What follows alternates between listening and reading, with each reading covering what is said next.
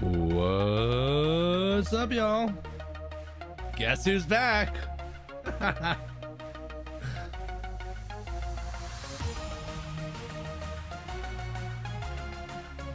Woo!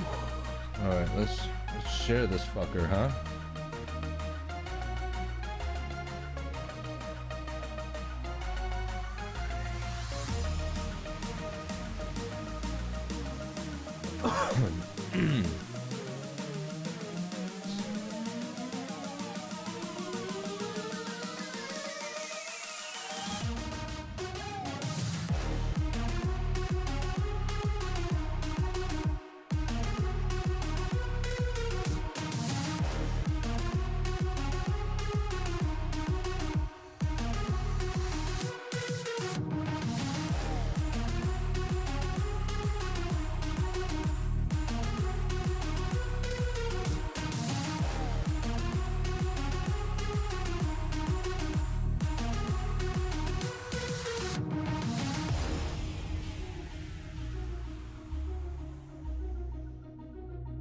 If you guys are messaging me, I can't see you. Give me 1 second.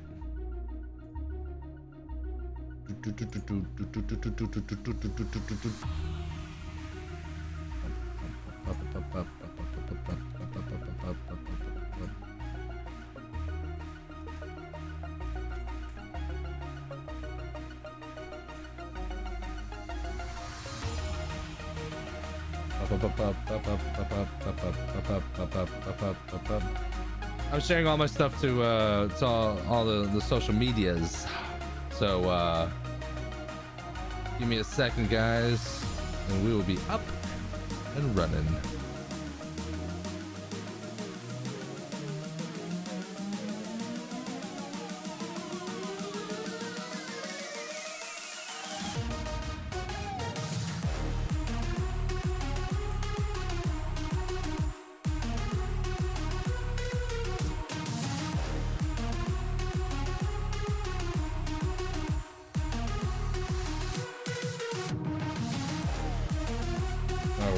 All right.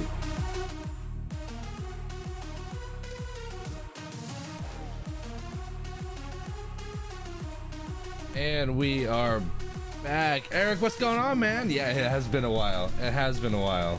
What is going on? Let's see here. Let's see my stream deck's working. Okay. So we're gonna get right into it today. We're gonna be doing a 2019 Toyota Tacoma. What did we do it at?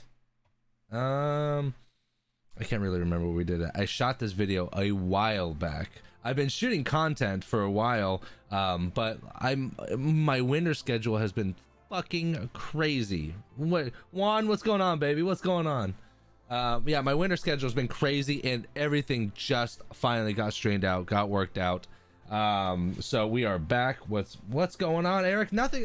Everything's different. Everything's the same, but everything's different. So I was working for a shop in Lutz that I was been working for years, and I was transitioning off that shop, and then I was working for a shop in Orlando during the winter time because just work was getting scarce with Sun Solutions, and I gotta do what I gotta do, so I had to make some moves and whatnot. So long story short, I'm out of Orlando, I'm out of the shop in Lutz, and now I'm working for a local shop 4 days a week, a local shop literally like 12 minutes down the road from me, which is amazing. Monday through Thursday, and then Friday, Saturday, Sunday, I have it all clear and scheduled just for Sun Solutions. So I'll be able to work Sun Solutions, I'll be able to do my thing, I'll be able to produce content here. So you're most likely, you're not going to see me Monday through Thursday unless like I post a video, not an actual live stream. But Friday, Saturday, or Sunday, you're going to see me. That's when you're going to see me do live streams from now on, because those are my dedicated days from now on. So Eric, I'm not working at the shop today, but I am working from home, producing content and doing other things like that. So that's what we're going to be doing today. If you guys have any questions, concerns, shout outs, criticisms, if you guys are new, my name is Patrick. I'm a window tinter, content creator, and all around tint nerd and whatnot. So if you're new to these live streams, basically I show you when I do live streams and I work on cars, not live streams. When I work live on cars, I usually throw a GoPro on my head, and then you guys can see the process and anything else like that. If you guys have any questions, concerns, feel free to type them in the comments below, and I go ahead and answer those questions live for you. So let's just get started here. Again, we're going to be doing a 2019 Toyota Tacoma. I think this was my buddy's truck. My buddy came in. I think I did this back in November. So I think, yeah, I'm pretty sure it is. So let's go ahead and get going and get this thing started here. And I'll be up here, right, in the corner. I'll be up here watching here. If you guys had any questions, concerns, we'll go from there. Here we go. And we're recording. What's going on, guys? Welcome back to another live stream. Today we have a 2019 Toyota Tacoma. Yeah, it's got to be Tacoma. Yes, Tacoma. 2019 Toyota Tacoma. We're going to be doing the works on this one here. We're going to be doing our FX Plus on the windshield, and we're going to be doing FX Plus on the sides and the back. We're going to be doing 15 on the front windows, and then we're going to be doing 30 over the back windows to make them like 10-ish or whatever. Going to give it a nice good blend. If I do 15 and 15, then the back end will be limo, and sometimes it's just a little dark, especially when you go 15 to like triple as dark. It makes it, it doesn't flow over. I mean, I guess it flows. It's opinion, but I like 15-30 on SUVs and factory tinted glass. So before we get started, I'm gonna take some of the older rags. I'm gonna wipe down the deck and other things because it's been used.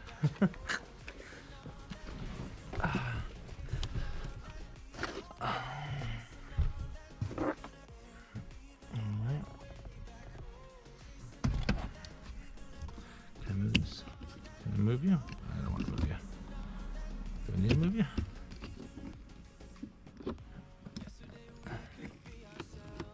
Just move you for a second.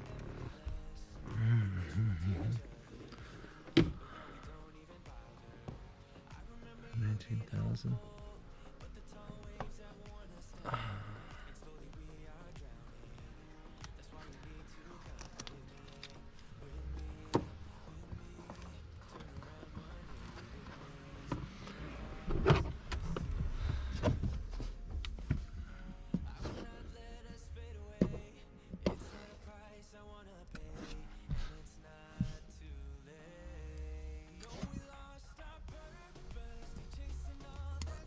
I don't know what the hell this is.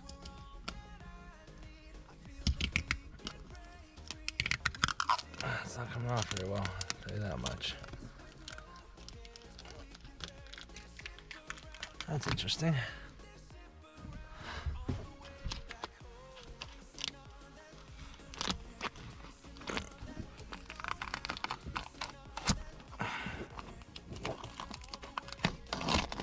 Take that off. Probably save that. That's probably important.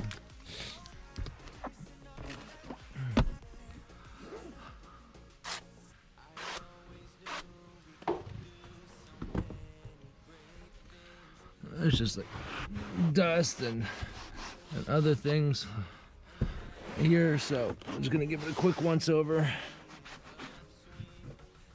Considering this is such a high-end installation, this is the best film I have. Absolutely the best. I guess you'd call it the works. So I don't want any chances of contamination. Probably can get this wet more.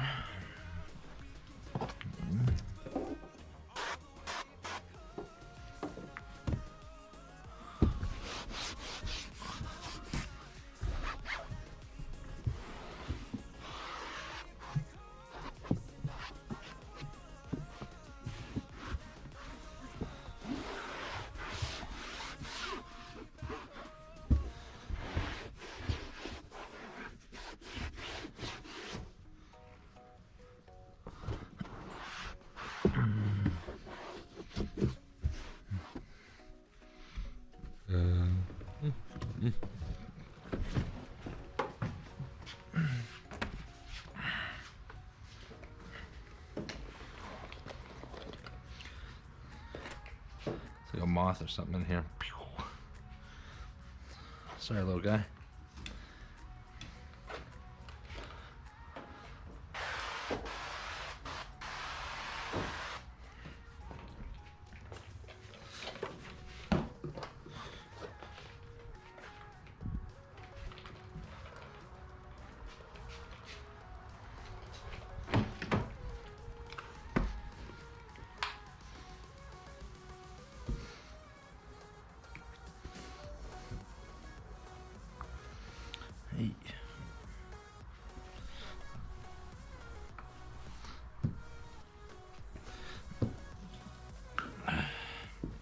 So this vehicle traveled from the Pensacola area, so it's been on the road for the better part of 8 hours. So there's all kinds of bugs and stuff on it. So I'm gonna do a little bit more of a cleaning process than I normally would.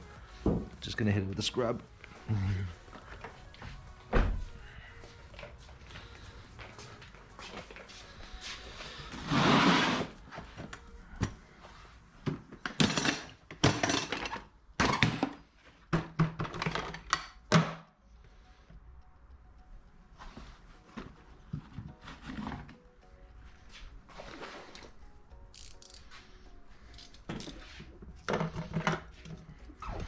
Jawala says, hey Pat, what's acceptable for contamination specs?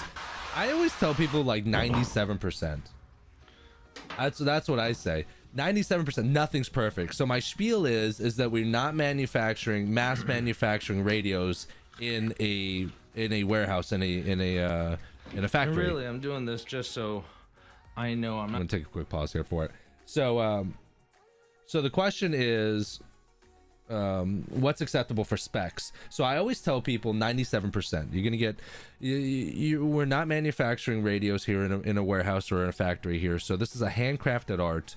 That's just is not a perfect thing. You know, you're gonna have some specs here and there. Now I say 1 or 2 or 3 specs. Obviously you want it the least amount as possible, but I always tell people there's no such thing as a perfect installation. Even if I had a clean and sterile bay, the vehicle isn't perfectly clean. So you're gonna have some sort of, you know, maybe a hair here, a piece of lint, like tiny. Now if it's a fat hair that you can see, or it's like something like when you're doing like a full windshield, and if it's right in front of the driver, that's obnoxious. That's you know, or a fat crease, something like that. You can't be doing that. But a speckle here and there, totally acceptable, and that's what I tell people. And especially when people try to come up with you and say something like, make sure you do a perfect job, or I expect a perfect job, then we have a realistic expectation conversation, because there are some people that think that it needs to be perfect and there's no specs in it at all, and that's just not the case. And those people need to be dealt with right up front, so that you need to let them know, like, hey, this is how it is and this is what is acceptable. And then, like, I always have my car, you know, in my car it'll show, like, I'll have a spot here, like, look, this is my personal vehicle, and this is what happens, you know. So it is what it is. So that would be the realm of acceptability, I would say. Let's go ahead and go back here. I'm not gonna get any imperfections in the film and whatnot. So when someone's spending $250 just to get their windshield done, another $450 to get the rest of their vehicle done, they're paying $600. They want the goods. Oh, my Lana. Jeff H says, what's getting, it's a 2019 Toyota Tacoma. We're doing the sides, back, and full front windshield. This is Patrick.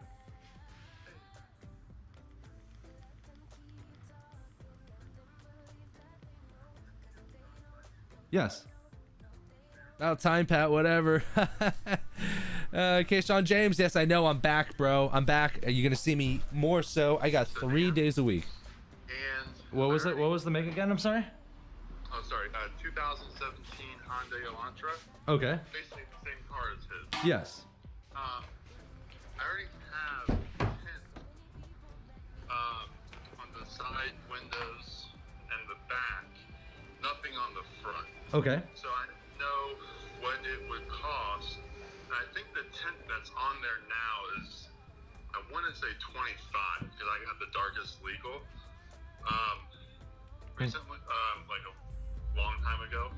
So I didn't know what it would cost to go possibly, you know, obviously take that tint that's on there off and go with the ceramic. Okay. Possibly 20. I don't know if 15 I would get stopped or not. No, well, so the legal limit here in Florida is going to be 15% on the back doors and the back glass, and 30% on the front doors. So that's what the legal limit is. Okay. So if you want to stay legal, that's where we want to be. Now, you know, most of my clients, what they'll actually do is they'll go like 15% all the way around, and kind of risk the front, but it's all balanced. It's all the same shade, you know. So, and I'll be honest with you. I mean, there's always a risk that you can get ticketed for it, but you know, if you drive like a normal person, you're most likely going to be fine. You know, if you're doing 120 or doing burnouts and doing silly stuff in your car, you're probably going to get popped eventually. But like me and my old lady, we've had darker tint on our cars for forever, and we've never had issues. Okay. So it's kind of up to you, but I just got to tell you the risks that are involved. Yeah. Okay. No, I appreciate it. Absolutely. So we'll do 15 all around. Okay. And the front, possibly, I know he got 50% done. Yes. Like 50. Yeah, so 50 is like it's a lighter shade of tint, but just enough to give you a little bit of privacy, but not to be so overbearing on the front windshield that it makes it look obvious.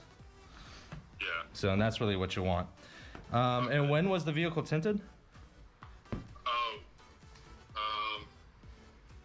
honestly, I don't know exactly when. Okay. But I would say around like 2018. Okay, so that's fine. Okay. The reason why I'm asking is because typically film has like a 7-year shelf life. So if it's longer than that, then most likely it's gonna be brittle. I'm gonna have to scrape it off, which means I got to charge you a little bit more for the removal time. But that's 2018 is pretty fairly new, so it's a standard rate of 150 to remove the sides and the back.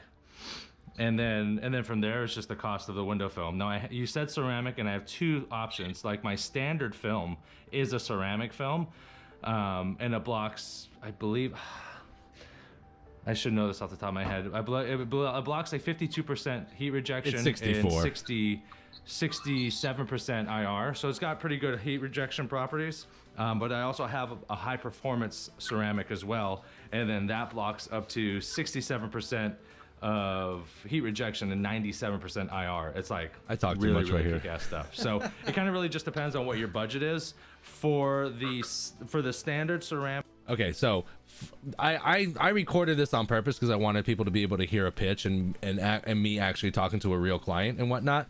One thing, and I'll even correct myself right there. No one gives a shit about heat rejection and IR numbers. I'm just confusing them even further. We can go deep down the fucking rabbit hole with clients, right? But we don't want to do that. We want to keep it as simple as possible. So my heat rejection numbers, like I did a heat meter, and it starts at 300, and then whatever the number drops down, and I just take that. I think they call it Tesser, total solar energy rejection, but I'm not 100% sure. But I know it cuts down from 300 to down to like 110 or something like that, which comes out to about 64%. And then my high end stuff blocks out 96.5%, which is fucking crazy, right? But now I just give those two numbers. My standard film blocks up to 64%, and my high performance film blocks up to 96.5% of heat coming into the car. That's it. Keep it simple, keep it easy, keep it moving. You don't want to overcomplicate a sale with people with jargon that people don't really give a shit about. So, but we're gonna keep going here. You're gonna be looking at $289. That's gonna be the sides and the back. And then if you're looking for the high performance ceramic, that's gonna be $449. That's going to cover the sides and the back. Okay. And then the windshield would be an additional either $149 if you want the standard ceramic, or if you want the high performance ceramic, it would be $249. Okay. Yeah. So I'd possibly be looking at the what was it, the two something, the first option? The $289. Okay. Yeah, the 289 and the 150. Okay. Shield. So if I did that, we're looking at $150 for removal plus $289 for the ceramic on the sides and the back, plus $149 for the full front windshield, both in the standard ceramic film. We're bringing it out to $588. So after. Keep in mind as well here, he didn't never confirm that he wants to do that. I mean, we spoke about the windshield, but he never said, what were the prices again on the windshield? Yeah, I want to do that. I'm at this point in the sale, I am assuming the sale, and I am assuming that the windshield's going to be included, and you kind of just roll with it. You assume the sale, that way we're adding on an additional 150 onto the total ticket. So it's just a sales tactic that you do, is that you're confident, you know the numbers, and you assume the sale, and you just start giving them the numbers that they're going to be. After Uncle Sam's cut, you're at $629.16. Okay. Yeah, and then I would suggest that I would just need the vehicle, if you could drop it off sometime in the morning, and then that way I can just kind of take my time, make sure I remove all the old film correctly, and get it done, taken care of correctly, and then that way I'll have enough time to tint it and do everything right. So I'd probably say, I try to give realistic numbers, but like if you could drop it off like 9 o'clock in the morning, I'll be done with it as soon as I can. Sometimes it's 4 hours, sometimes it's 6, sometimes it's 2. It just really just depends on the situation. Okay. Yeah, I pretty much call you when it's done. Okay. Yeah. Sounds good. Yeah, that's a good start to figure everything. Absolutely. To figure everything out, and then I mean, he highly recommended you, and Awesome. I've always had issues of going to like some other spots for tint and everything. Okay. It was like, so Well- I'm excited for this. Well, the good thing is was it you said it was your brother-in-law or? Yeah. Okay, yeah. Yeah, like I told him, I've been in the industry for years, over five plus years. But I just started Sun Solutions Tinting myself. This is like my own personal business that I run and manage. So like we just started last year, of course, perfect timing with the COVID and everything. But I have more than enough experience. I've tinted thousands and thousands of cars, and I use good quality window film. And you know, if there's issues, you give me a call and I fix it. I don't dodge you or do anything like that. So I know what I'm doing. So we'll get you taken care of real well. All right, Patrick. I'll definitely be in touch. Absolutely. Do this. The best time for me, I'll be honest with you, I got a car coming in today, and I'm pretty booked up for the rest of the weekend. But what I probably have available is Sunday, Tuesday, or Wednesday of this upcoming. Okay, it wouldn't be that soon. Okay. It's gonna be. Pause, time out again. Again, this is another sales tactic, but I am assuming the sale, and I am now trying to book the appointment. I'm actively trying to book the appointment. I've already went over prices with them for the removal, sides and back, and full front windshield, plus taxes, full price out the door. We're talking a little bit. We're building a little bit of rapport, and then now I'm assuming the sale, and I am trying to actively schedule the appointment. These are sales tactics once again, so that you have to make people do it. If not, if you tell people, oh yeah, just call me back, you're going to be sitting with your thumb up your ass for forever waiting for them to call you back. So you actively have to get these appointments, and I would say this is a pretty solid sales call. With the exception of like overcomplicating the call with too much detailed jargon, with the high percentages and stuff like that, with the IR and heat rejection. Just give them one percentage. But besides that, I think we've assumed the sale, we've given them prices, and now we're trying to book the appointment. And he says no, and I don't think I even actually worked with this guy. But this is a what do I want to say? A proactive sales approach to it without being like super salesy and super pitchy and super aggressive, you know. But you're just kind of assuming. It's kind of like if you meet a girl, or if you meet a guy and you guys want to go out on a date, you'd be like, okay, when are we gonna go? You don't ask. You say, where do you want to go for your date? You know, it's like you've already assumed that she's gonna say yes, and you're moving on to the next step. So I'd say this is a pretty solid sales call so far. A little bit. Okay, no worries. I'll definitely reach out back to you and see what the availability of schedule is. Absolutely. You have the number, and we look forward to hearing from you. All right, awesome. Thank you for your time, Patrick. Thank you. Appreciate it. Bye. Bye-bye. Okay, we got a couple questions here, and then we'll keep moving forward here. Where have I been, James? I've been super busy, guys. I've been super busy. I do apologize.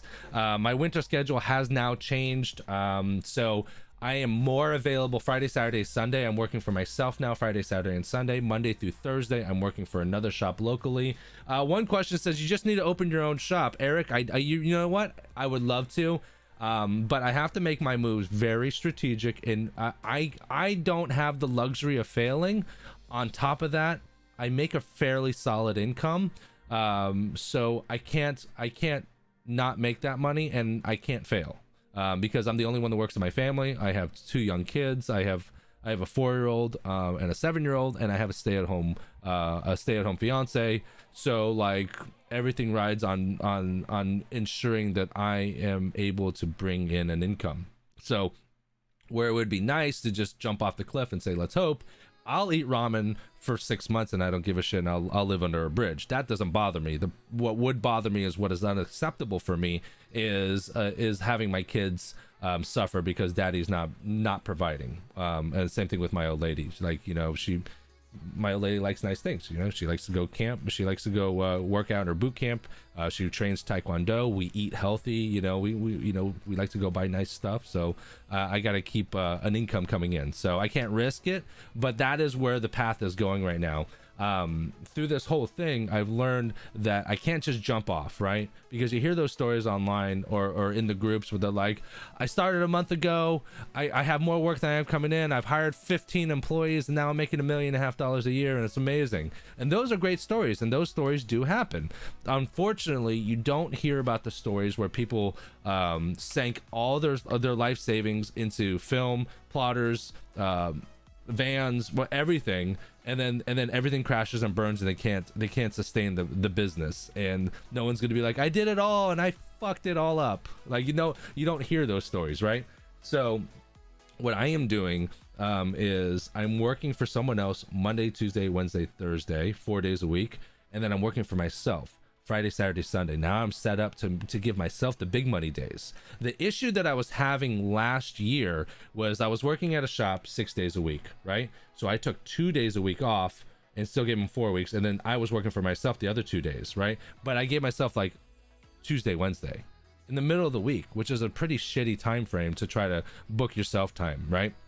On top of that, I do flat glass work. The shop I was working for also does flat glass work. And so they forbade me to promote flat glass work because it was a conflict of interest, and I couldn't say anything because I'm still working for them, you know, 2/3 of the week, and it could affect my income. So I just had to fucking bite the bullet and go for it.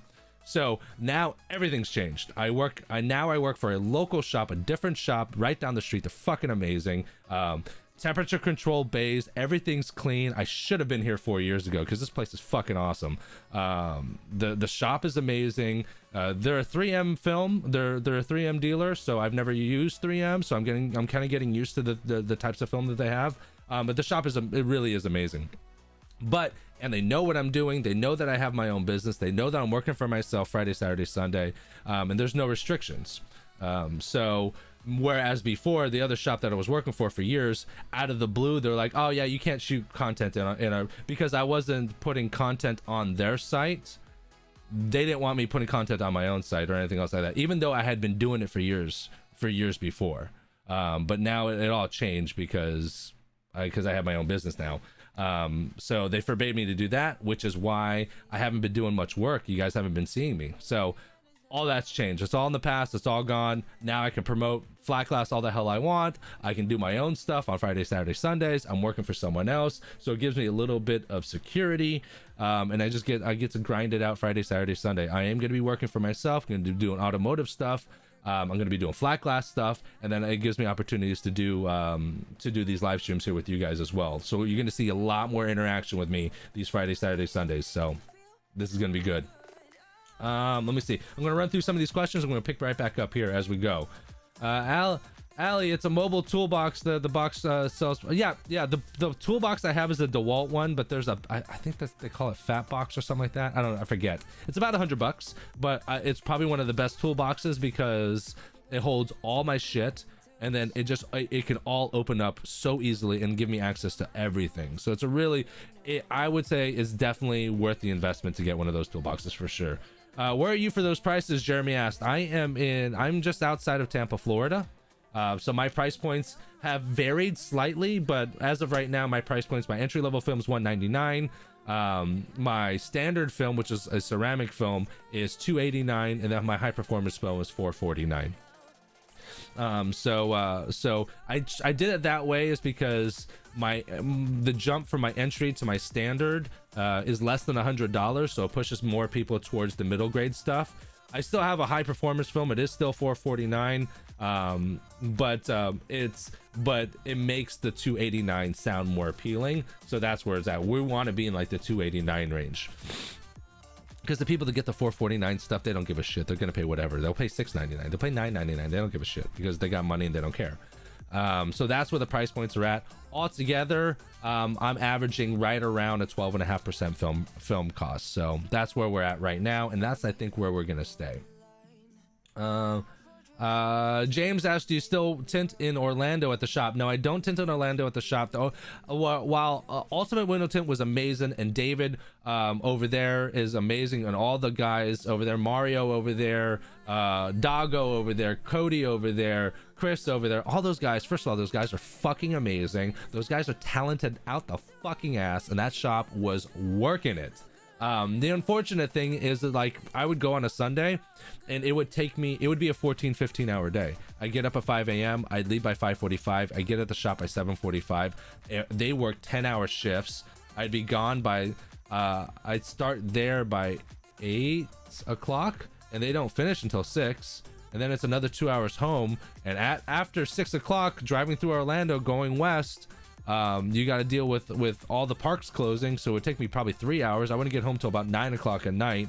It was just really exhausting. It was taking a lot of time away from my family. So while it was a great experience, and I'll tell you what, you see me double cut now. I double cut everything now. I don't single cut anything anymore, and I learned that much better, and I got more efficient with it from the Orlando shop. So that's one of the things why I love working in other shops and in other atmospheres, because I pick and choose the little things that I like and how they change things. And like the ultimate window tint in Orlando, they didn't have plotters. Everything's hand cut, so you got to cut your teeth and just go. And I always knew how to hand cut, but like I was never really efficient with double cutting. And I learned that, and I learned a couple other tricks that you guys are going to see as well. So no bad blood. They were amazing. They took care of me. David was kind enough to throw me work, especially during the winter time. He didn't have to do that, and he's just he did me a solid. And I can't say anything nicer about that. The guys over at Window Tint Z and in Ultimate Window Tint, they're just amazing people. So it was a really great experience. The bear. Eric says eating healthy is expensive. Eating healthy is expensive. You're right. The bear. I want royalties. That's my truck. Love you, bud. Yeah, actually, that's my boy Jerry. This is his truck. He was in Pensacola. He's in the service. He's in the Air Force, actually. So this is the truck that I was working on the truck with him. So this was his truck I was working on. Thanks, Jerry. Just haven't found a toolbox that stretches out like that. Yeah. Just go Google it. It's the DeWalt rolling open toolbox. I think we can find it. You can find it. I have faith in you. Was it a mutual departure? Oh, Alligator Window Tint super chatted for. Is this live stream straight from the tanning bed? No, I haven't tanned all week. Dick. Martin Fowler in the house. If y'all don't know, Martin Fowler is the guy that he's the man, the myth, the legend, the one that works and does Alligator Window Tint out of Claremont, Florida. He's my boy, so he likes to bust my chops up every now and then. Washington, what's going on, baby? What's going on? But I probably will be going to the tanning bed right after this. So, all right, we're caught up with the questions. Let's go ahead and go back here, and let's go ahead and finish up this thing. So I wanted to put it on speaker, obviously, just so you guys can kind of hear how I go and how I spiel. These price points, $199 for my carbon, $289 for. I've already talked about this. I am getting better at like just basically shutting the hell up when I'm tinting, so that when I'm here, I don't repeat, because I tend to repeat things. Like I repeat it there and then I repeat it here. So the only time I'm actually talking in the videos now, I'm trying to, is if I see something very specific to that vehicle and I don't want to forget. It's the only time. Too low even, which is, you know, is well, you don't want to be the bottom of the barrel, because then people question quality. So my price points are now in par with pretty. James, no, I still use plotters. I just don't have a plotter. But yeah, the other shop I work for now, 4 days a week, they have graph techs. I use plotters, and then I hand cut as well. So doing a Mach E currently. What the hell is a Mach E? Mach-E? Personal preference. Dropping in some DSP that's right pretty here. much how. That's how I push. I let them know my availability.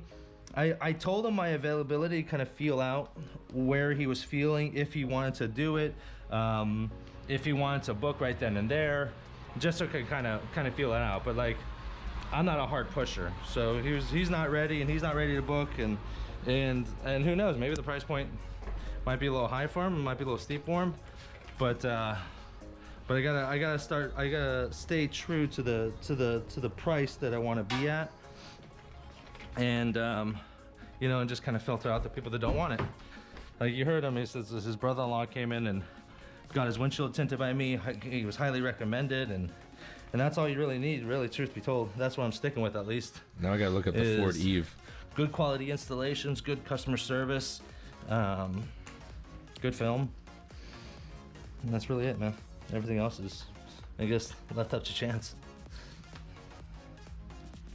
All right, back to this Toyota.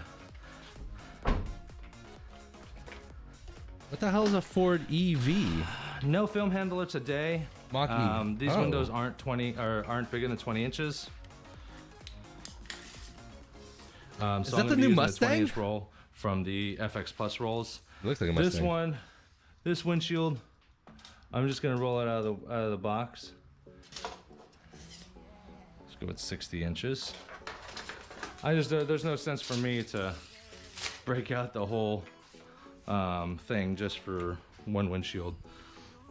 Which I break out the film handler every time now, and I'm actually gonna Oh, I have. put it up on the wall. I tinted my car with it.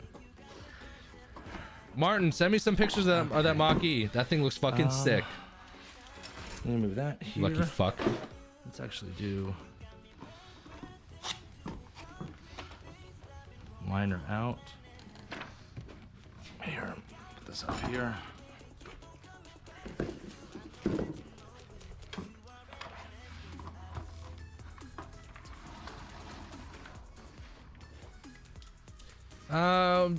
Washington. So solar effects, the liner's on the outside, like normal.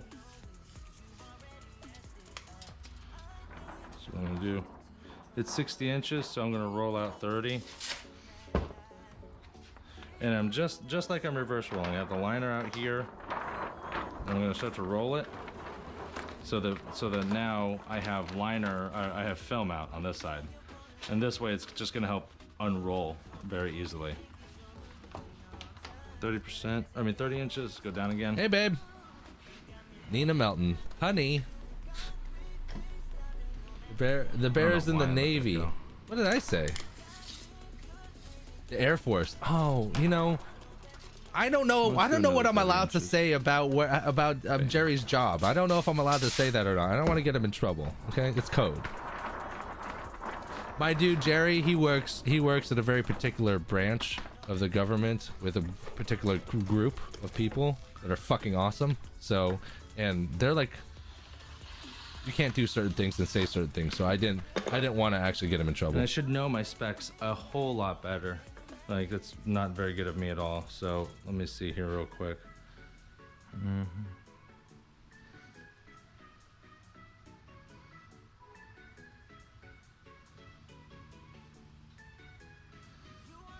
He's in the Okay, Navy. so let's look at it here.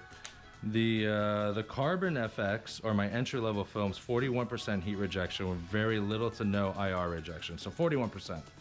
Now my standard film, my IRFX, is 58% heat rejection with 62% IR, which is really, really good. The heat lamp goes from like 300 down to like 110, I believe. But the high performance, which is what we're using now, the FX Plus, has 67% heat rejection with 96% IR rejection, which is kind of hard. It's kind of hard to follow those numbers. But on the heat lamp demo, at a 300, like a 300 control on the energy meter, the standard film, the IRFX film, will bring it down to about 110, and then the high performance film will bring that heat down to 11. So I mean, substantially cutting heat rejection. Phenomenal stuff. So Greg Johnson says, I have one question. Why is the final language the necessary? thing is people don't know Final like, language. What language people don't know necessary? a lot about film, so you got to kind of pseudo educate them. And I can almost guarantee you that if I got that same guy on the phone, but he was alive in person, and he can kind of see, and I'll probably shoot him a text with all the information and stuff, and he could see the heat lamp demo, then he could see where his money's going, and possibly be persuaded to go. And Greg, what do you mean final language necessary? necessary? What final language? No, Jeremy, he's not in the Navy Shoot SEALs. him He a can probably message kill here. people. I wouldn't doubt that. But like the group he works on, they're like very. I don't know. I just don't want to say anything because I'm not 100% sure, and I don't want to get him in trouble. You know, so yeah. So I just basically is send in the this is a Navy? text message that I send that says all the information, what we use. So here's what it really says real quickly. We offer 3 different varieties of solar effects window film based on how much heat you would like to block. Entry, standard, high performance. Starting at $199, $289, $449, and windshields for $149 and $249. I have a sun simulator that I will show you that will let you feel the difference so that you can decide which is best for your needs. I carry all window film options and percentages for whichever you choose. Please let me know when you would like to schedule an appointment to choose which film is right for you. Here's a quick video showing how our sun simulator works, and then basically I put a link to an unlisted video of me doing the heatbox demo essentially. P.S. Thanks to Martin Fowler for that one, because that's totally straight up stolen from Martin Fowler. Martin Fowler does that. He has a lot of automated stuff like that, so that's one thing. It just like boom, boom, boom, gets all the information.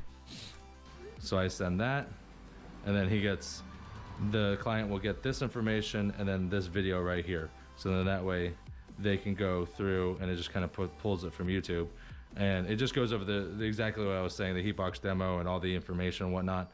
Because once they see the numbers with the heatbox demo, it really does change. It makes a big difference. Okay, we're halfway tinting and halfway showing how to sell cars or tint.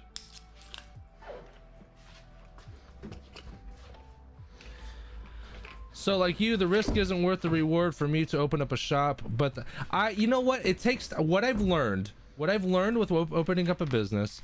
And we're gonna take a quick time out just so we can talk about this for a second. So Jeremy says, so like you, the risk isn't worth the reward for me to open up a shop, but the but he knows another guy that has a shop but doesn't know how to market or do anything else like that. As of right now, I don't have anything there. Uh-oh. Alligator window tint super chatted $4.99. You're welcome, young grasshopper. It's fucking guy. First of all, that car looks awesome, and yeah, I've had many closes with that thing right there, with that email thing or that text message. So I've learned is that unless you have the cheddar for crazy advertising, it does take a year or so to get the business going. Like my business is now starting to get going, more so. Like I haven't been pushing advertising for the last couple months just because I've been working Orlando and other stuff. I'm about to start up again now that it's the busy season and whatnot, but I wasn't pushing any advertising on Facebook or anywhere. But I've been getting Google, I've been hounding people for Google reviews, and I've got like 23, 24, 25 already, all 5 stars, great reviews. And that those have to start coming in. When you start with a business out of the blue, it doesn't matter. I mean, I have a van, I have it wrapped, I have a website, I have a dedicated phone line, I have websites with all kinds of videos, I have branded shirts, branded hats. I mean, I've had people ask me if I bought into a franchise. It all looks so damn good. Thank you, Carrie. But with all that, it still doesn't matter because no one knows me from Adam, right? There's no Google reviews, there's no testimonies, there's no nothing, and that all takes time, and I've learned that. So if you jump into a shop, jump into a small place and something that you know you can't afford, and know that you have some clientele out there to kind of keep it going, because you don't want to just have to pay out of pocket for all that stuff. You want the business to obviously pay for all that shit. So you want to take incremental steps and be able to cover your necessities. So let's go back.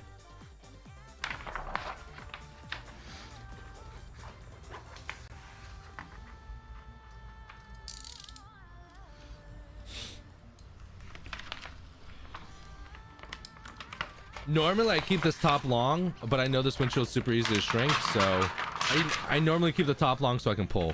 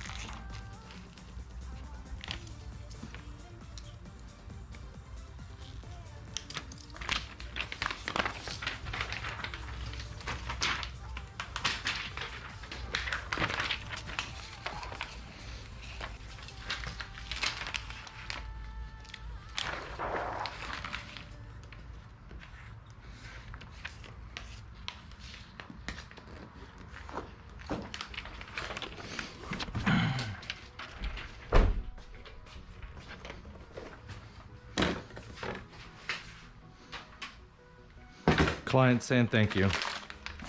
So just some further information, but it solidifies my credibility also, because not only do I have proper responses, rebuttals, I have videos showing people and guiding people. It makes me look a lot more professional than just like, yeah, I have window film, come by, let me know which one you want when you get here, you know. So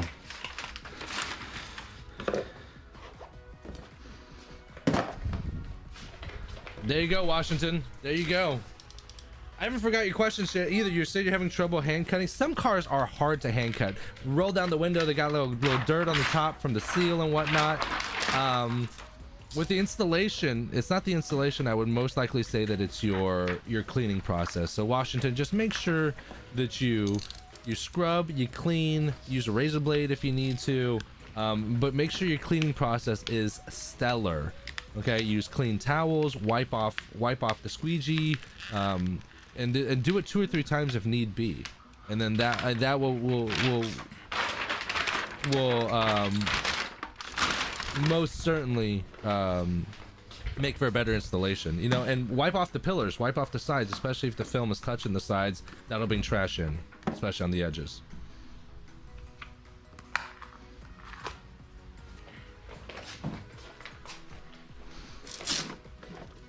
I'm gonna get some water because I keep coughing, but keep watching. I'll be here.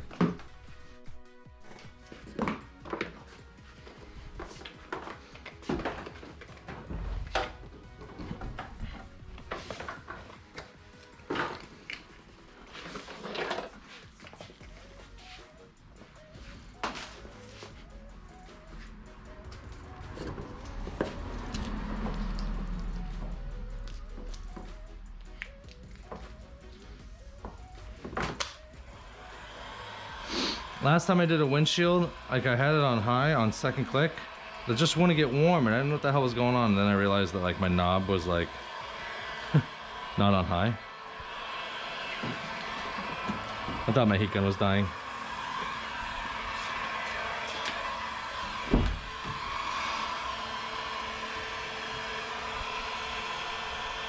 Go down a little bit.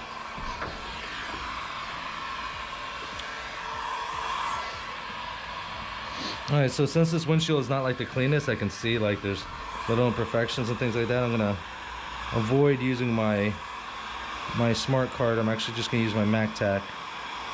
For those of you guys that know me, know that the MacTac is like a little more forgiving. Beautiful.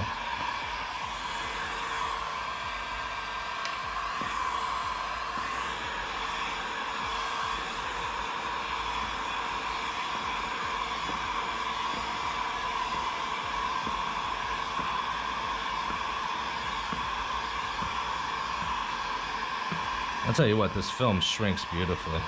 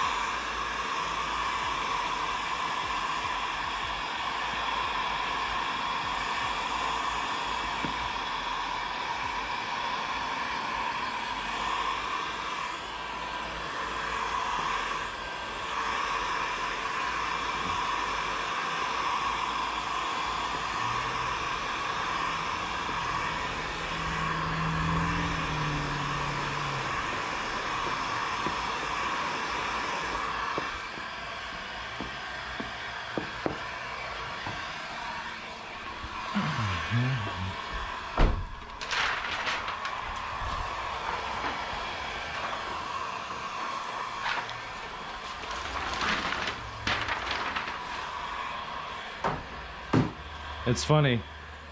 So, because I've been working with someone else at the other shop for so long, like I always shrink like the passenger side and he always shrinks the driver's side.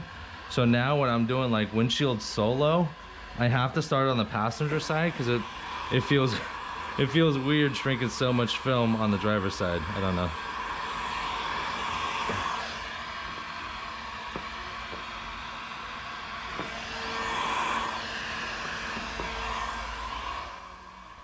So, question from Ali said, front windshields are highly requested in my area, but I'm scared to remove mirrors or have water down to electricals. Just hearing stories. Is it worth the risk?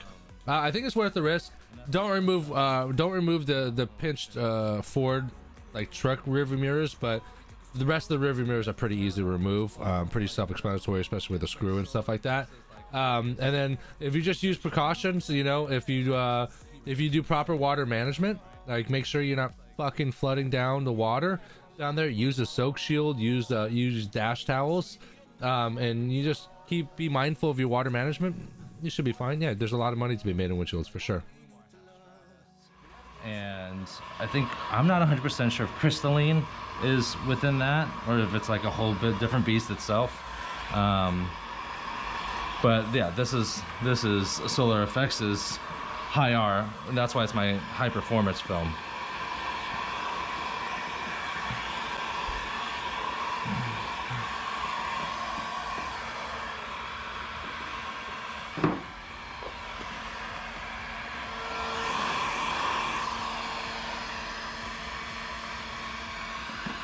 It's not gonna matter because I'm gonna cut that part off.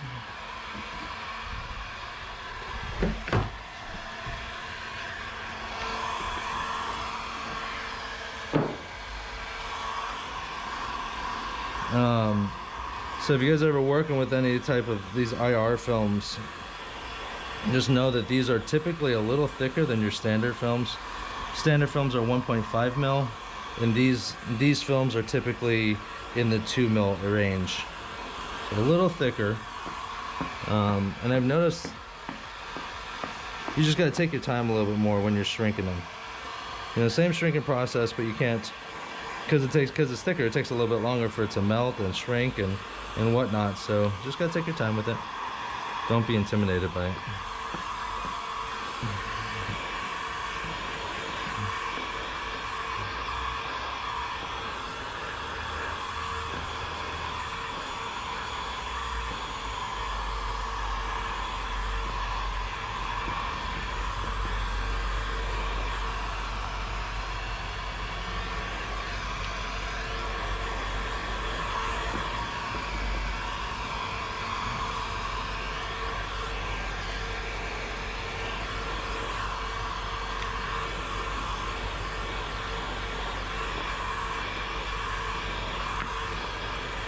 I cut the film off right here, where I usually keep it, so I can pull it and leave a handle so I can pull, which I probably should have done, because now I'm having to work it a little bit. Should be fine, but food for thought for the future.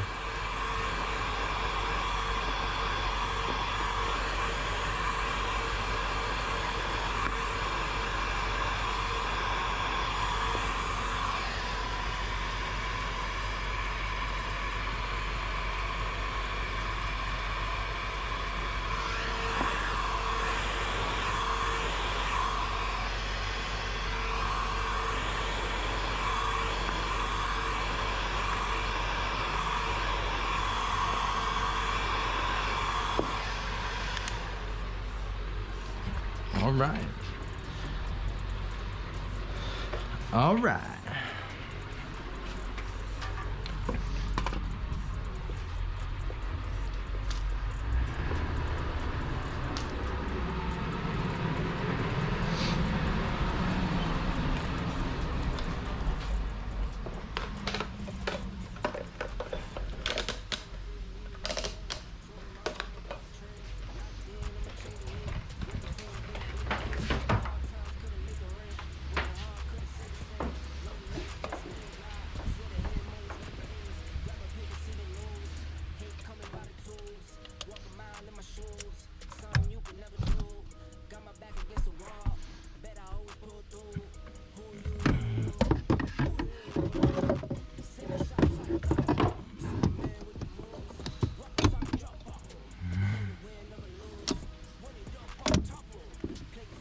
Try to light that side up first. I don't know. I want to see where it goes, how it goes.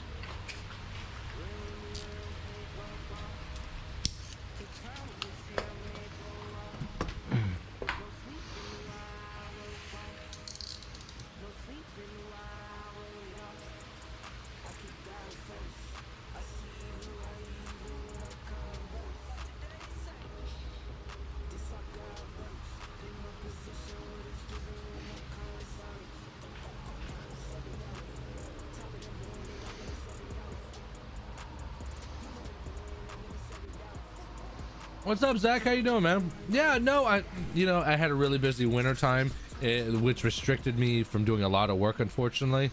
But I got all that situated out now, so I'm at a new shop, and I'm running 3 days a week on my own, Friday, Saturday, Sunday. So you're gonna see a lot more content from me now. So keep an eye out for that. But yeah, doing really well. No complaints. Jeremy, that's right. More prep, less headache on the install. The install is the easy part. It's all the other shit you gotta deal with.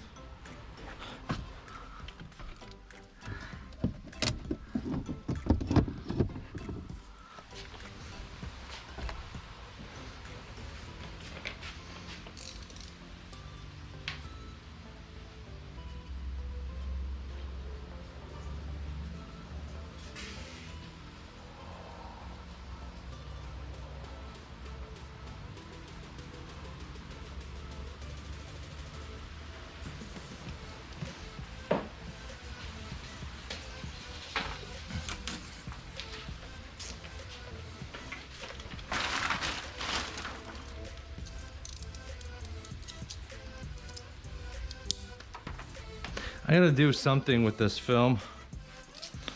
This film was in my other garage, but I had to reorganize my other garage for more efficiency, so these 60-inch boxes do no longer fit there. The plan is I'm gonna put that film handler on that board, on that wall right there. So I think maybe I'll get shelving, wall shelving right here, nothing that's too bearing. I'm gonna move that ladder underneath that sign right over here, and then that way I'll have the film handler and all the automotive film right here. So, I mean, it actually look great too because it'll all be in one place. Unfortunately, I think I have to take this off because I kind of like it. But I think that's the plan. That's the plan, Stan.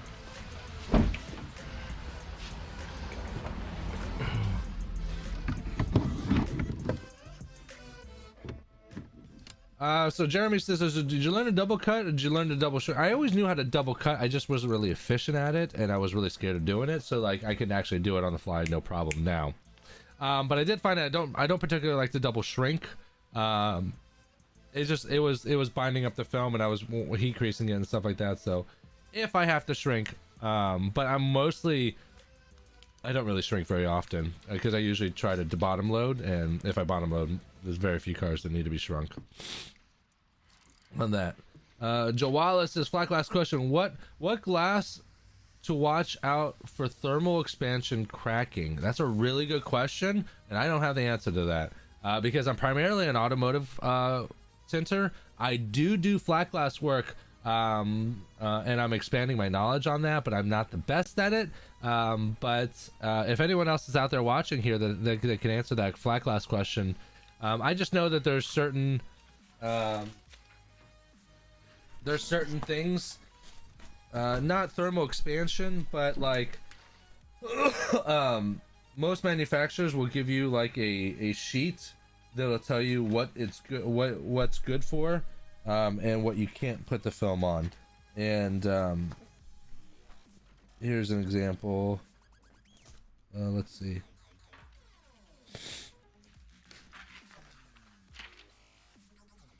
So like Expel has like a sheet like this, and it tells you basically a thumbs up or a thumbs down or a yellow caution, depending on the type of glass, whether it's tinted clear, different thicknesses, dual pane, single pane, things of that nature. So whatever film you're using, there's usually a chart for it to determine you know what it's safe to put on and what is risky to put on it. So if you have more questions like that, I would save that for your manufacturer and talk to your rep. They'll definitely help you there. Me, not so much. Keep this plugged in because I'm going to use this for the back window, just because this curve is a little bit of a pain in the butt to get from the inside. So I'm going to do it from the outside, and I don't plan on using any shrinking for the rest of the car, so I could just leave that there.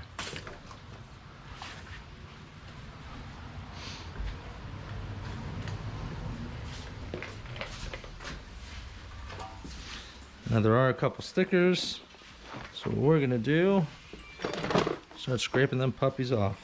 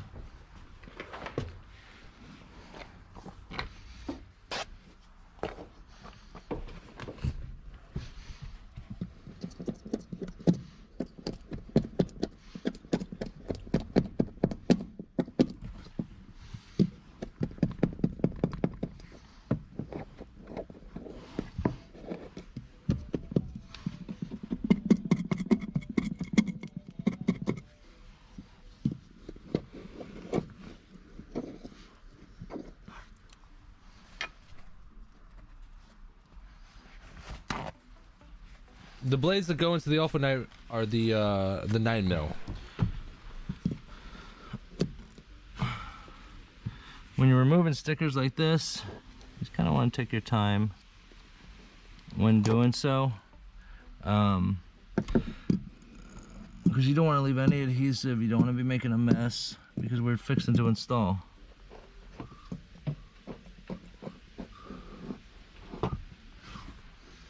Those hands down.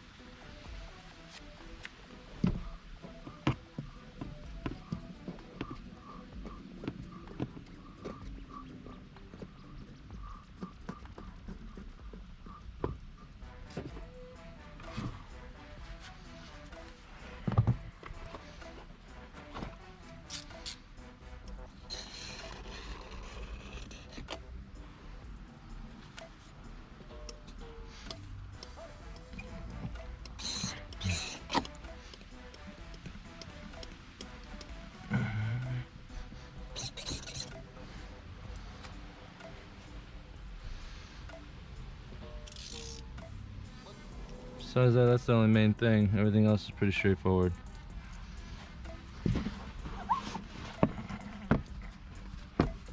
All right.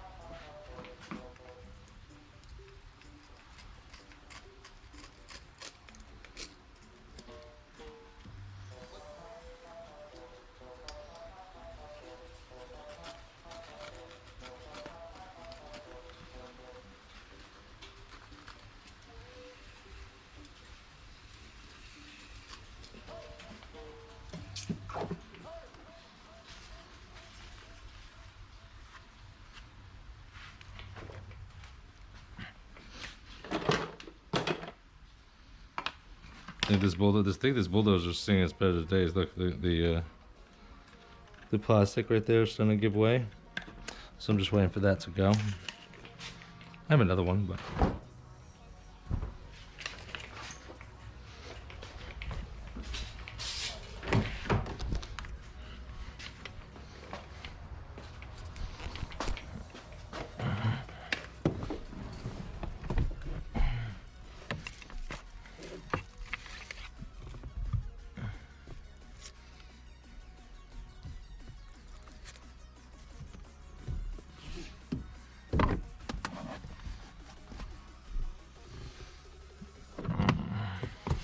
So just to make life a little bit easier for myself, I'm gonna go ahead and remove that rear view mirror.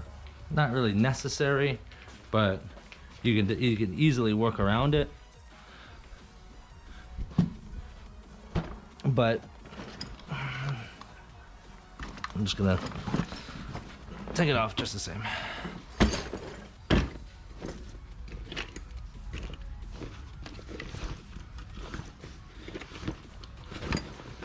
Should be a standard T20.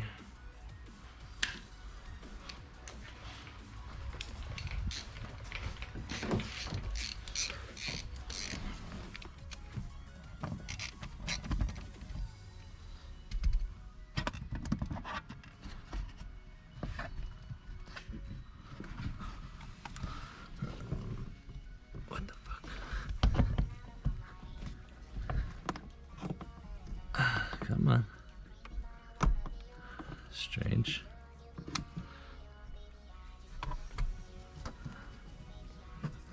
top portion is like buried up in there, so I'm just gonna leave it. Ain't gonna affect me. All right, here we go.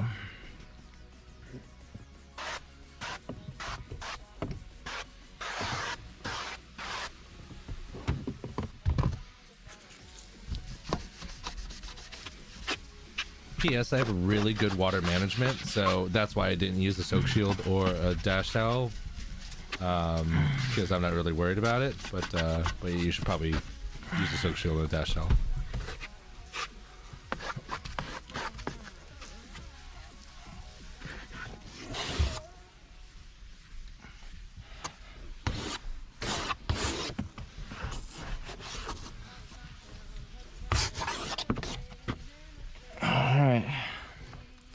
Once I scrub, get my hand in here. I'm gonna rub, especially where the sticker. PS, I have a brand new way that I clean windshields that is twice as fast and more efficient, and it's just better. It's just better. You're gonna see it. I did a mobile Chevy Silverado. You're gonna see that live stream coming up soon. But stay tuned for the Chevy Silverado live stream. That's going to be sides, back, and full front windshield, but I do a completely different cleaning process that is now my go-to, and I learned this from one of the guys over at Ultimate Window Tint, which is fucking awesome. Stay tuned. Here was. Make sure all the glass is smooth. Make sure there's no adhesive, pebbles, sand, anything, which I don't feel. Which means we're good to go.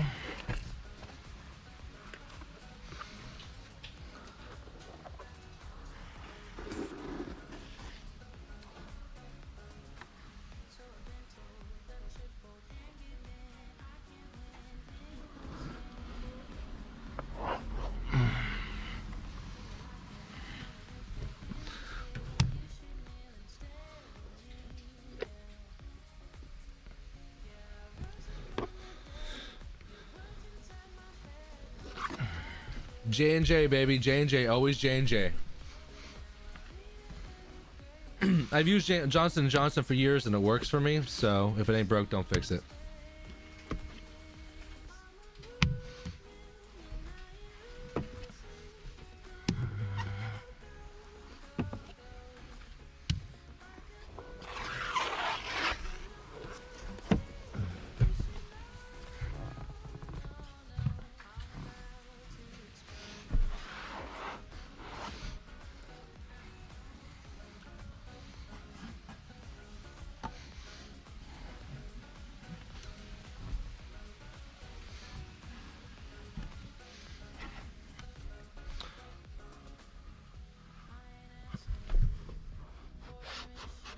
All right.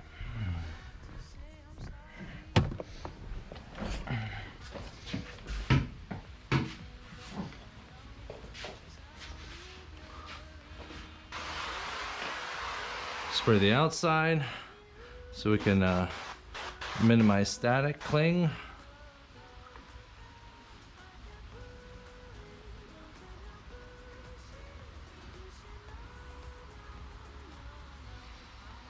Come on. I don't like using my teeth, if you haven't noticed. There we go.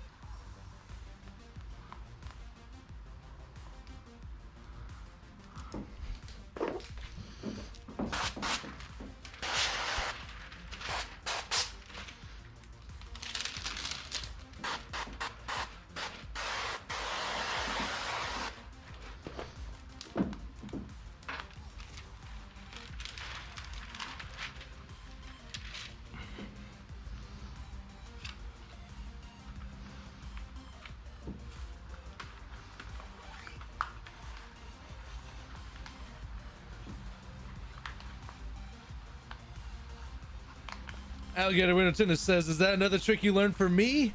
No, Martin Fowler, I didn't learn this one from you. I just forgot it was in my toolbox and I saw you use it and I remembered how more efficient it is than I was doing. So I didn't learn it from you, but you reminded me of it. So I'll give you that much credit. How about that one?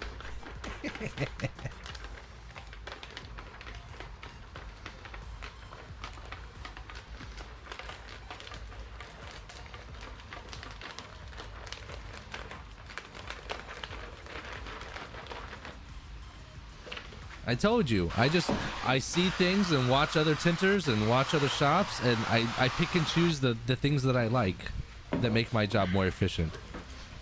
And I takes it. I'm assuming my slip is gonna be very slippery. Last windshield I did, it got stuck, but it was also randomly like 90 degrees. So I bumped up my slip because I was noticing it was sticking so much. And now the temperature is now like 65, 68. So like it's literally dropped like 30 degrees since then. And I've had the same slip, so I'm assuming that now it's gonna be too much soap. So I just gotta keep an eye on making sure that my film isn't gonna be sliding everywhere. Because if it slides too much, you wanna be able to slide it a little bit so that you can adjust it and move it. But if it slides too much, then it's gonna just freely roam left to right, up and down, and then that's where you start pulling trash back in from the edges. So,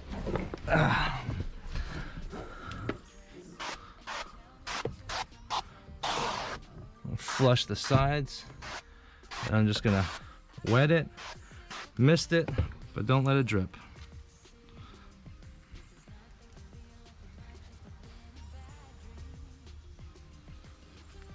Oh yeah, Jeremy, I don't think Tint Slime Ultra is bad.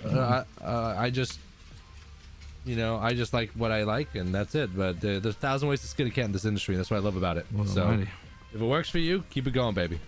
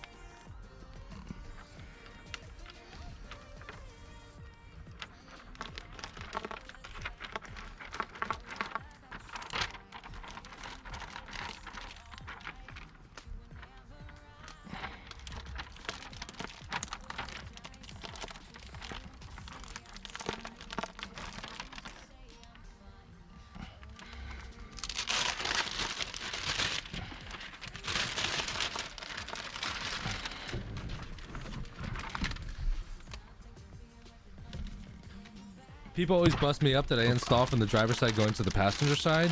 But I lean over at this tail end and I'm like, my head's in there. And if I did that from the passenger going to the driver, I wouldn't be able to see. So that's why I do it. And I've actually learned this way, and it's just more efficient for me. But I also learned that most people go from the passenger side to install. So.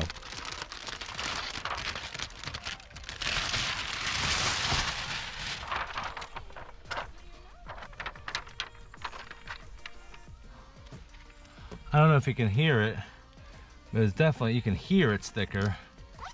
So one of the pluses of working with these high IR films is because it's thicker, it's a little easier to work with. Not as flimsy, a little more stiff, a little more rigid. Okay. Bumped up on the urethane right here. So I want to minimize any cutting on the driver's side that I want. I think I'm bumped up over there, but I'll just have to cut some urethane out on that side. But I'm doing it on the passenger side and not the driver's side. The urethane holding the glass in is too much. So I gotta cut I gotta trim the film.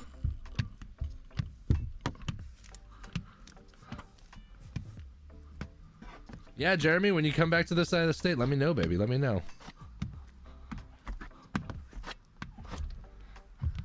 So I'm gonna pause for a second here. Do you see how quickly I'm squeegeeing this window? And I do this with Lumar film. I do this with Solar Effects film. But I've been at another shop working with 3M film recently, and I've learned that you got to go a lot. I think the adhesive is a little bit different, because that shit wants to tack like that. So I can't go this fast with 3M film, I've learned. Because I'll start leaving little micro creases in there. It's crazy. But I've been like, I never had that issue with Solar Effects. I never had that issue with Lumar. So I don't know if it's my technique, if it's my slip, or if it's the film itself. I'll probably give it another month or two to see if that's still an issue, or if I still have to just go slow with the 3M stuff. But I did notice that this week working with 3M film.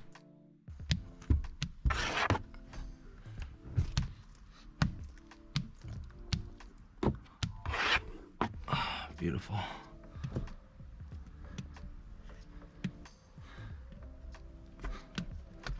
And as you're squeegeeing, just kind of keep an eye. It's not like a back window, right? So there's no defroster lines for the film to grip onto and hold onto. So when you're squeegeeing front windshields, there's definitely a possibility that it could start sliding on you.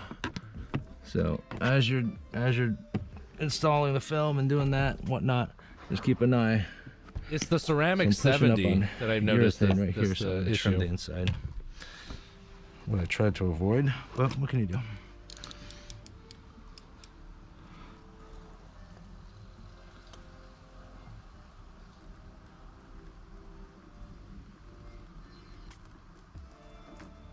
So I'm just taking my knife and I'm trimming just the inside, because the urethane that holds the windshield is oversprayed, I guess you could say. There's just too much. So now it's bumping up against the film. Boom.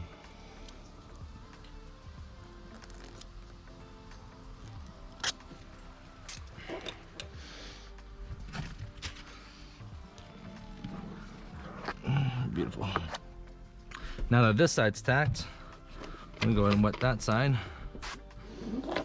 I hit the hard squeegee on that side and then hard squeegee again on this side. Because this side's now held on with that squeegee I did, so it would be very difficult to shift now.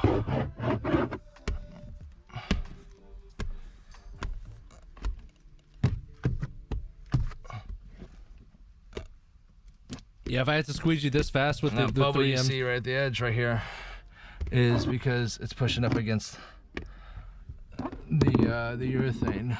Not a lot of clearance. So we're gonna issue the same.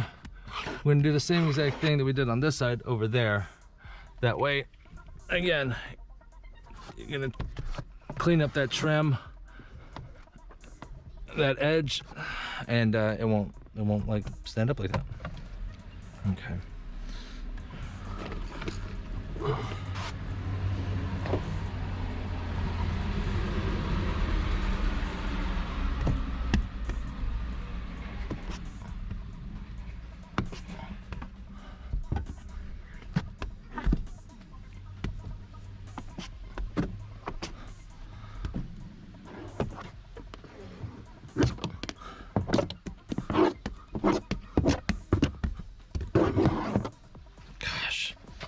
It'd be cool as a cucumber in this car.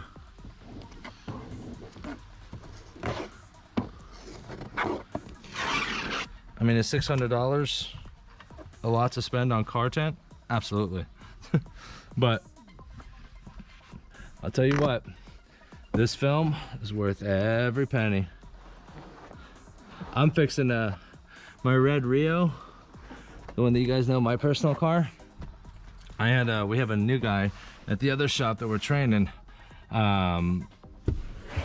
So I taught him how to sweat film and take film off. So he took the film off of my entire car, and I had okay film. I think I had I think I had Pinnacle on the windshield and some other, I don't know what kind of film on the rest. But now I'm gonna redo it and do it all in 5% on the sides and back, and I'm gonna do 30% on the windshield, all in the FX Plus. So it's gonna be badass. Okay. Correction, this job wasn't $600. This job was $700 because it's $450 for the sides and the back, and then another $250 for the high performance on the windshield. So $700 for this job.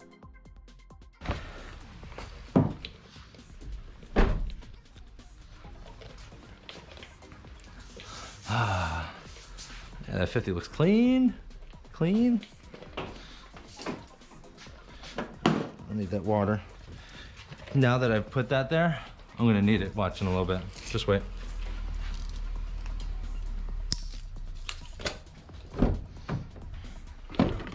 So I'm back over here. You see this bubble right here? Again, it's just pushed up against the urethane right here. So what I'm gonna do is I'm gonna take my blade, come from the bottom, and I'm gonna stay to the outside of the black ceramic coating. Hope you guys can see that.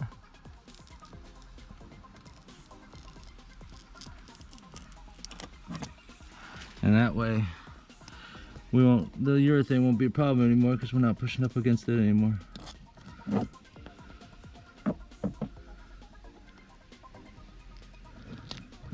did it for half of it.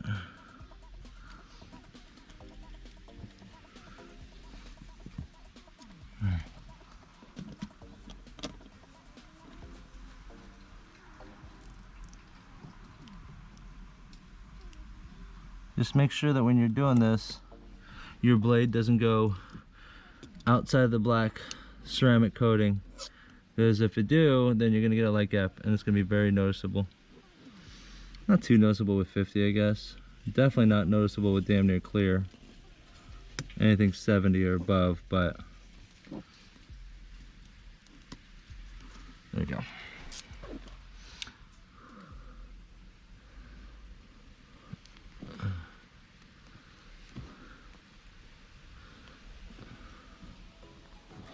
Jeremy, thank you very much for joining us, man. We have a good one. We're going to be here a lot more, so make sure you hit the bell notification so you guys are notified whenever I go live.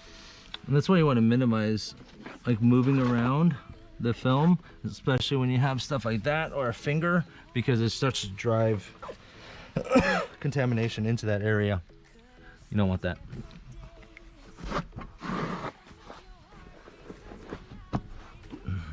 See that last finger that was right here?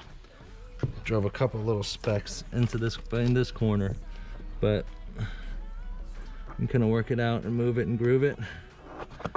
You're gonna have specks here and there. It's inevitable, but that's why I did it the way I did it. So these specks are gonna be here and not in the driver corner where the driver can see it.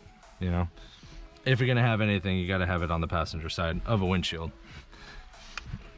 And even though it sucks, and even though it might be just one like minor little speck, maybe minor little speck, if it's right in front of the driver's side, you're fine. You're smoked. You might as well just redo that windshield, because it's gonna drive the client crazy because they're gonna see it every time, and then you're gonna end up redoing it. So you might as well take it off now versus taking it off a few weeks from now and having to deal with the whole removal process. All right. Morning, Slow Tinting. What's going on, baby? Welcome to the live stream. Thank you very much for joining us.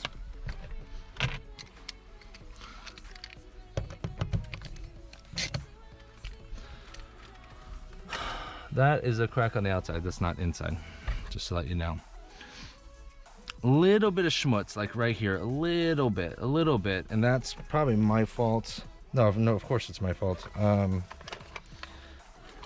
That's most likely from, you want to hit this upper area, this top left corner. You want to hit it with a razor blade. Like I gotta get better in the habit of it. Hit it with a razor blade, because this area gets touched a lot because of like the oil change stickers and whatnot, and leaves adhesive behind and whatnot. So just a hot spot that you want to make sure to get taken care of. Some good rags to use when tinting. I use these rags I get from Walmart. So they're $13 and you get a 30 pack and they're amazing. These are my go-tos.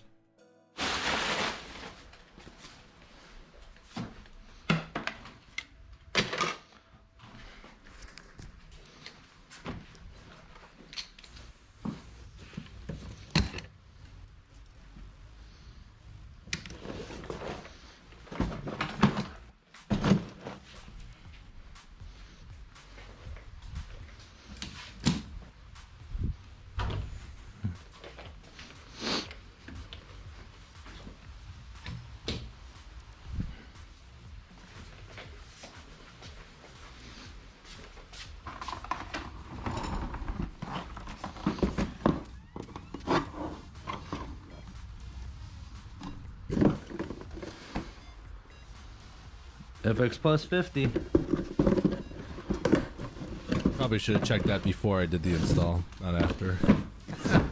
Alright, now I'm looking for FX plus 15, which happens to be right here. Perfect.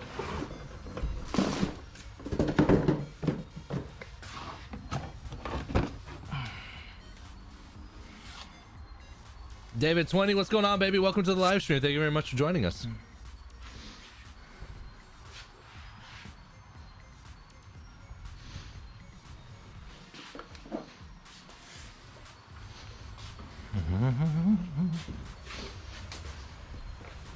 Still recording? Yep. This battery should die in a little bit.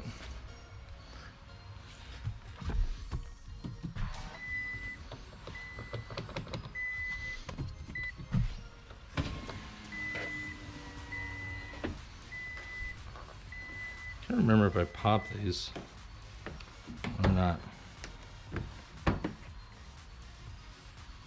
Nah. I can't remember. I don't think I will.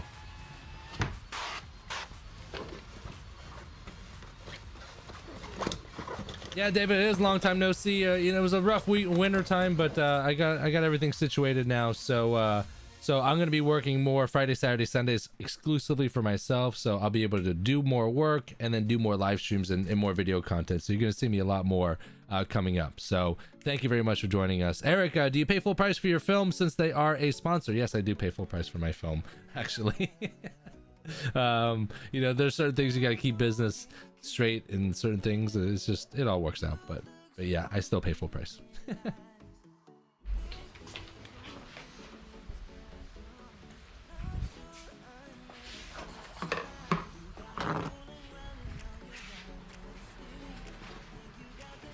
Hey! I thought you were upstairs playing. Yeah, your account's probably gonna get banned. Why would you do? Dude, playing Neon. Yeah, so you just got another dub with 15 kills. Nice. Yeah, you should probably stop because then it's gonna be. You're gonna make it incredibly hard for me when I play.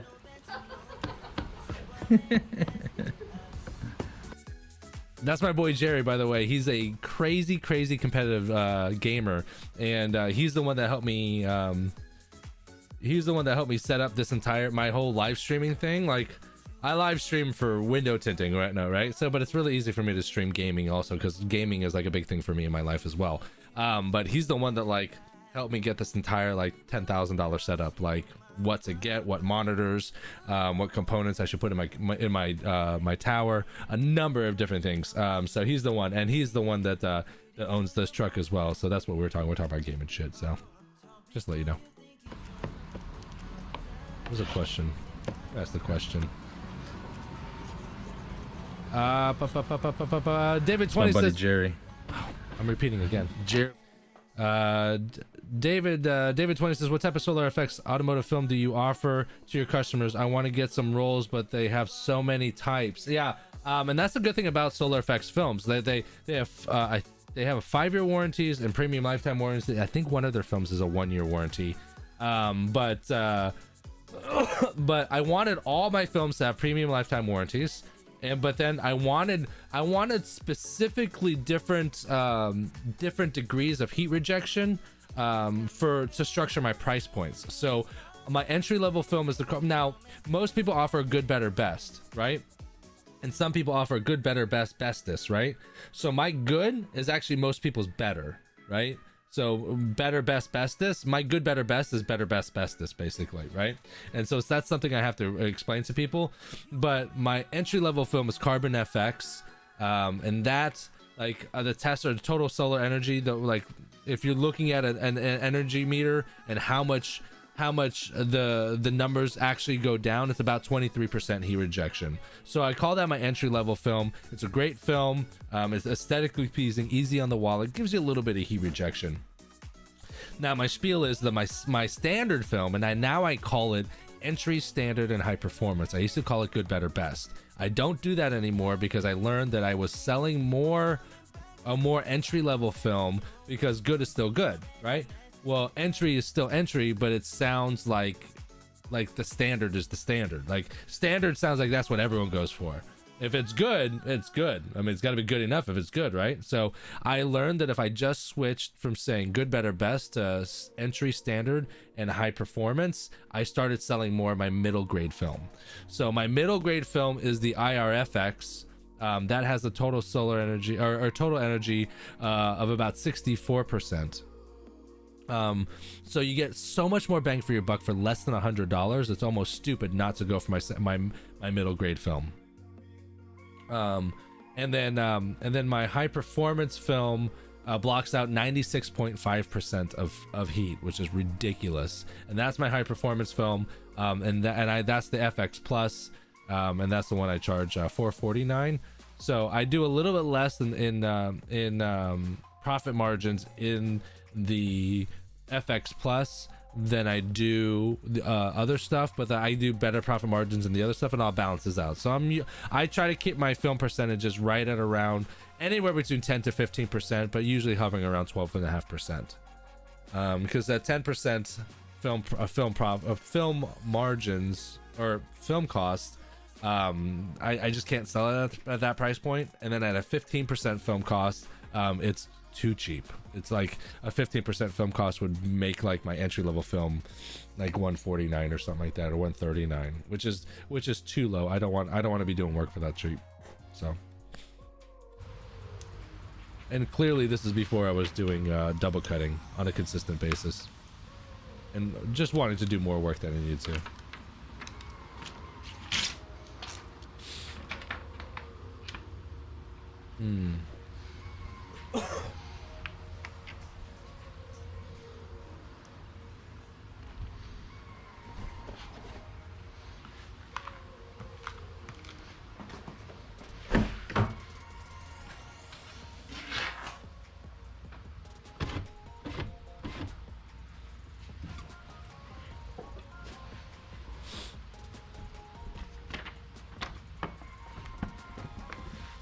Christ. I rolled the window down. There's all kinds of fucking sand and debris and shit.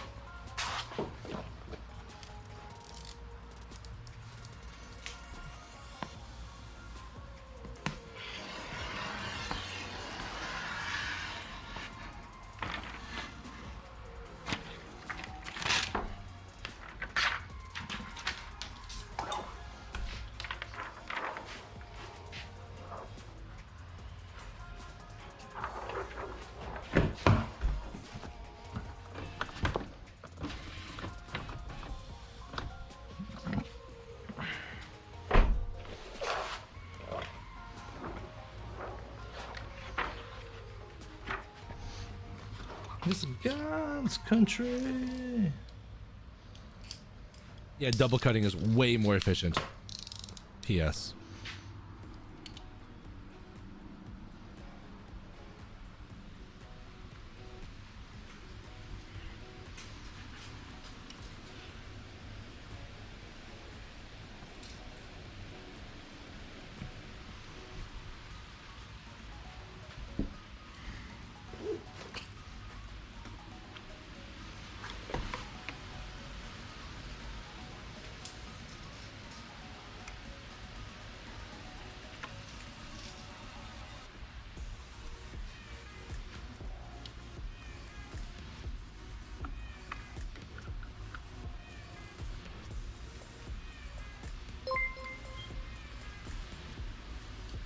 Jet 612 super chatted $4.99. That's how I sold ATR, Pinnacle, and Stratos.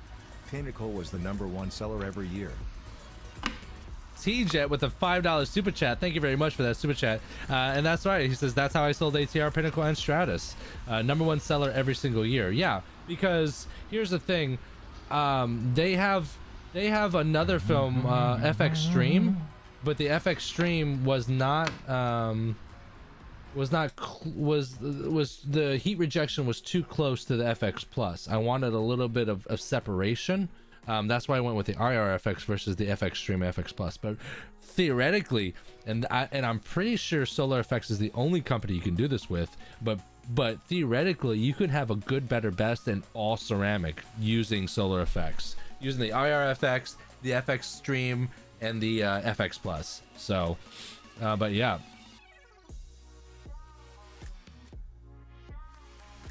Yeah. Oh, you meant they had dyed carbon, nano ceramic. I'll check. Yeah, they have a number of different films options. So, but it's good because then you can get into the game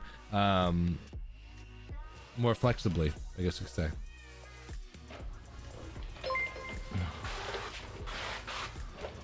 Alligator window tint super chatted $4.99. Also, knowing how to hand cut saves you on brand new cars. This 21 Mustang Mach-E isn't in DAP yet, so hand cutting it is.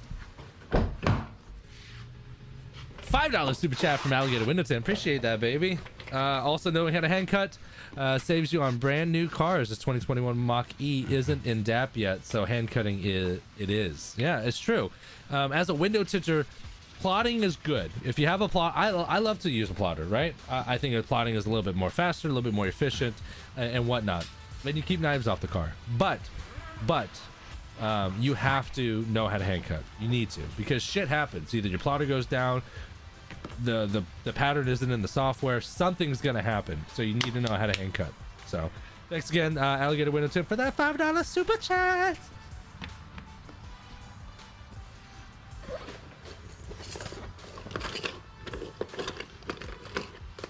20 people in the live stream. Okay, so I'm only doing this from YouTube right now, actually, because I had been cutting back so much on the live streams because I was just working. I couldn't do it, and I was restricted from doing it.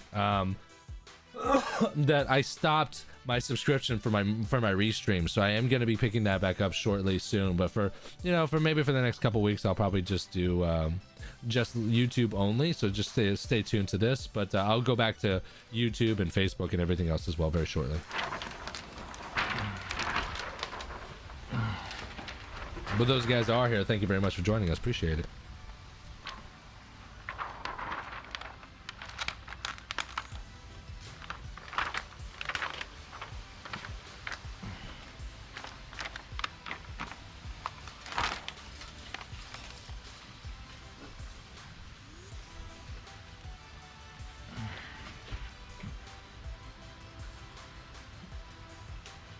There we go.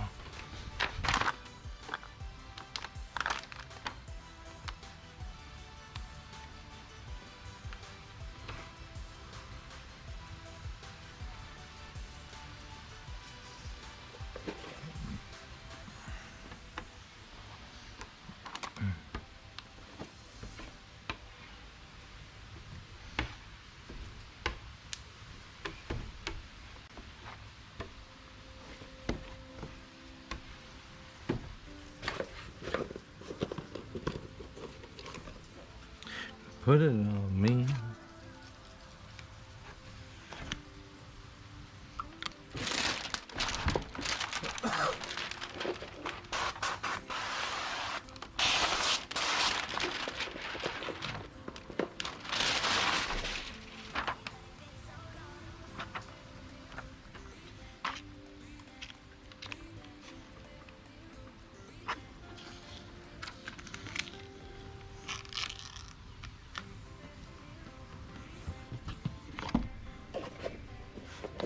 Mm-hmm.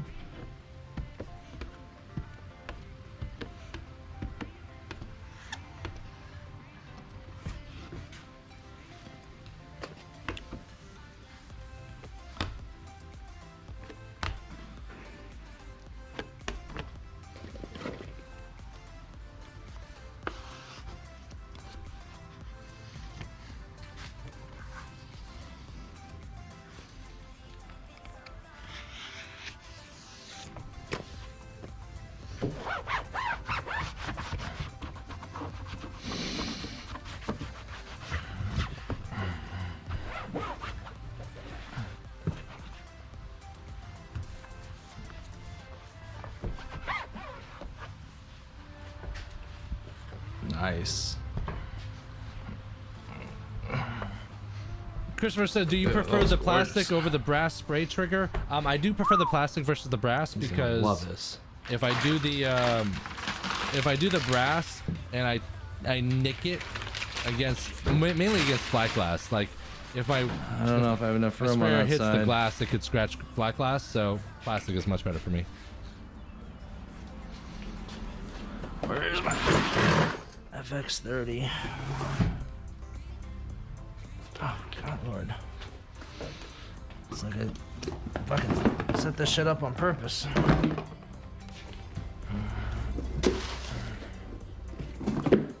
That. I haven't even used the 30 yet. That just means I gotta sell more FX Plus.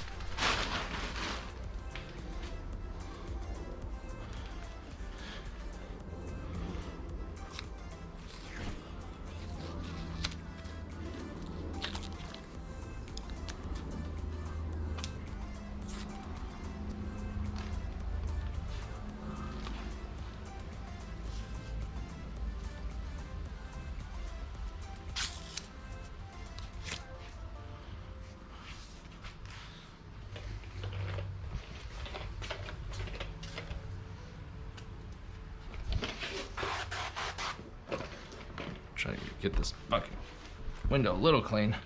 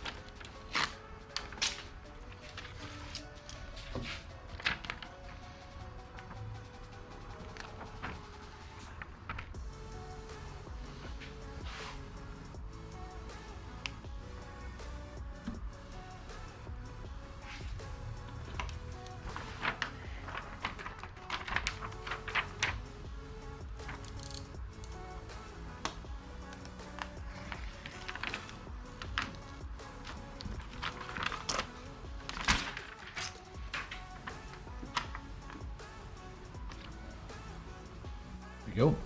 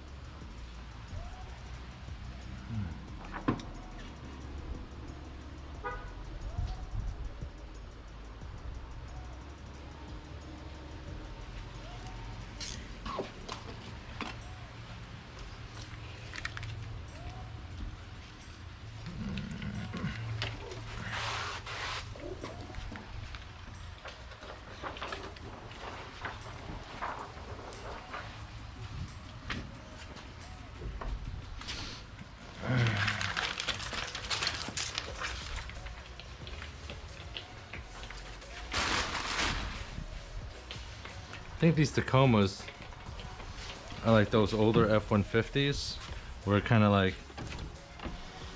slides to the front, which is true. So it'll shift a little bit. So on the other side, what I'll do is I'll cut the bottom and only cut halfway this way and all the way this way. And that way I will follow this line when I roll it down halfway. It'll minimize gaps.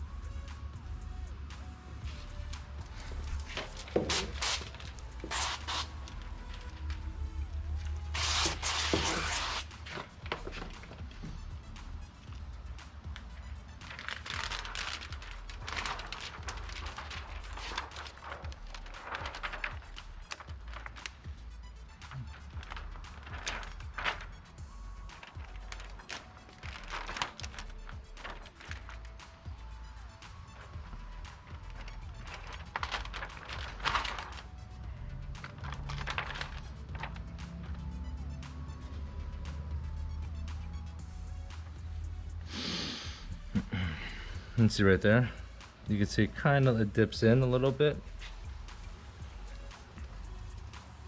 You can't see it unless the window's rolled down, so I'm going to adjust it on that side.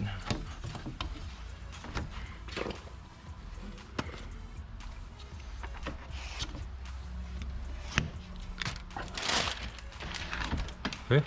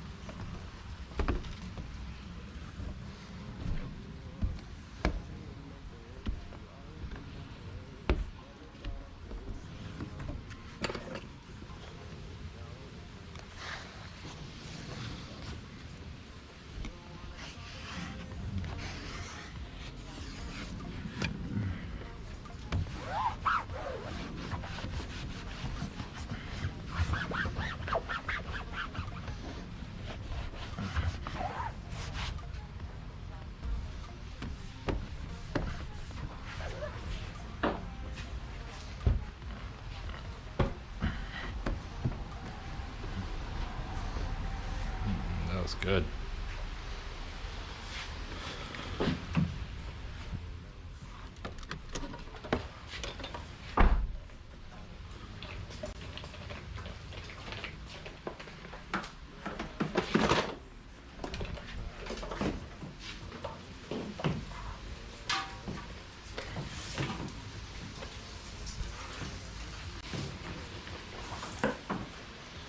Alright, so I'm going to whip the car around real quick. So I'm going to have the windows on that side and continue, and then I'll do the back with the back pointing out here. It should be enough. Be back in a second. Actually, I'll just keep going. Easier in editing if I don't cut down.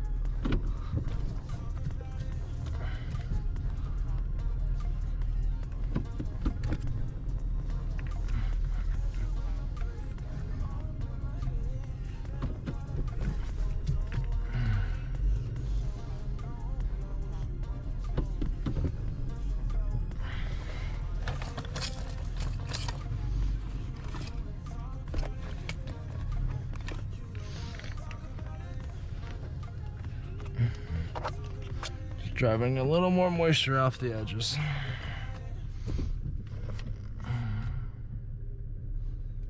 Okay. Opa.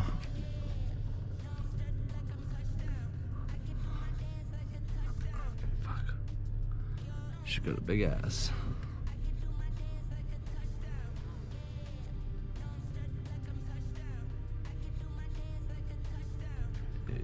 Yeah. Hold on. Move over this way a little bit.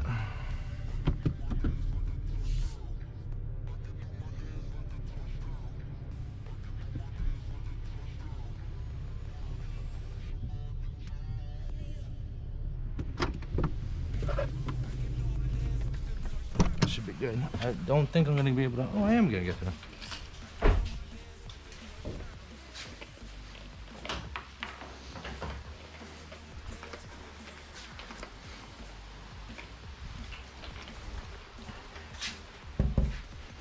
That window next.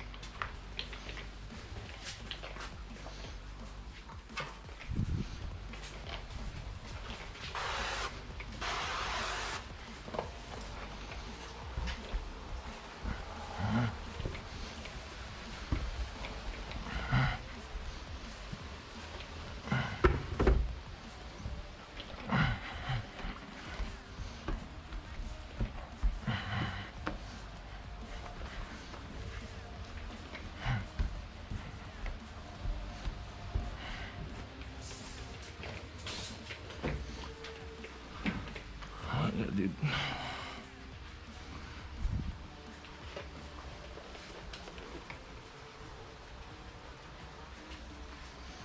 All right.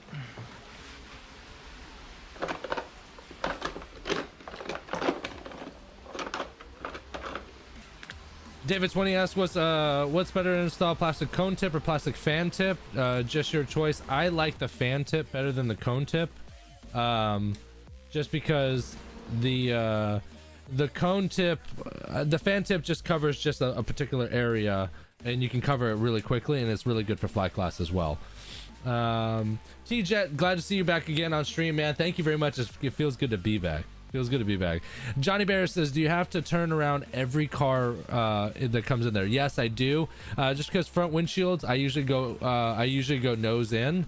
And then for the back windows, because look, these cars can't go all the way in the truck in the garage, so I gotta work best with that. And if I'm installing the doors, it's just a little bit easier this way, because then I have access to the back window as well. In a bigger shop, it wouldn't matter, but yes, in this particular situation, that's what I have to do. Bench asked, what's the soap you use for your slip, and what percentage do you use? I used 15 ounces of Johnson's baby shampoo per 4 gallons of water, which is a shit ton of slip, but it's what I use. So very easy to bottom load those Tacomas. Yeah, I don't bottom load unless I can pull the sweep completely out. Like, I need like a half an inch of room, unfortunately. But yeah, to each his own. I saw someone do it with a fucking butter knife. It was awesome. Thought that wind right there for sure was gonna take this film. That's right, Johnny. That's right, baby.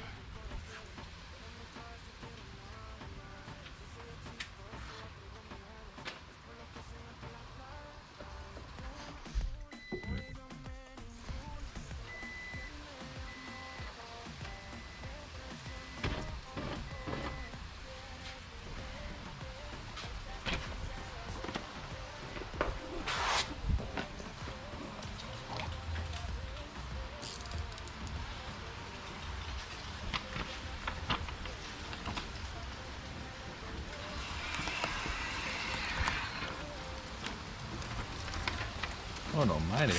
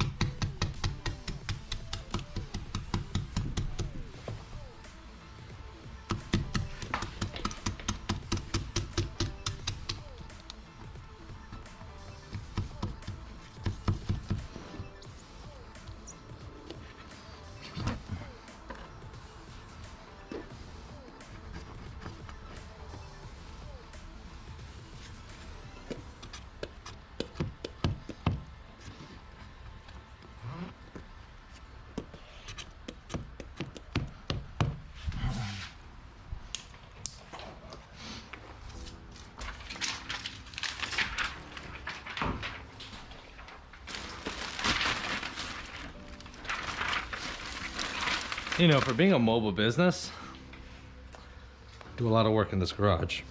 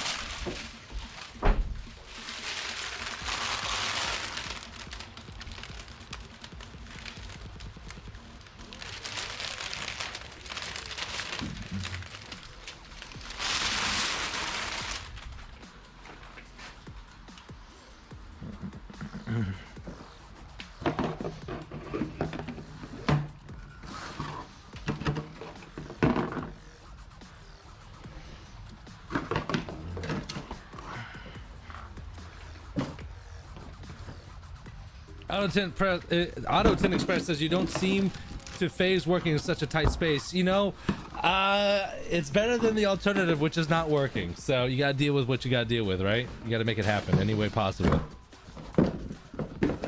Keyshawn James, what's the best way to contact me? The best way to contact me is probably through the Facebook group, Window Tinting Business on Facebook. Go ahead and go through there, then you can reach me there and the rest of the community.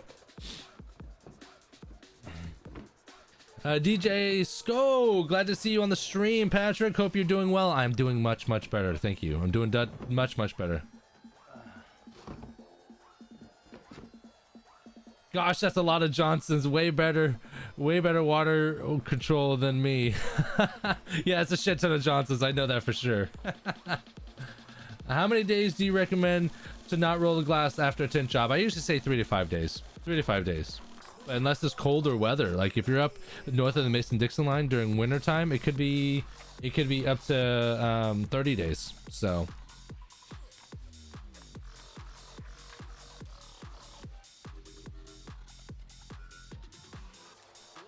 I did my mom's 2 front doors, and for some reason on the side it's like, I don't know, is dried up water or what. I'd have to take a look at it. Usually you can't see dried up water. That's probably air.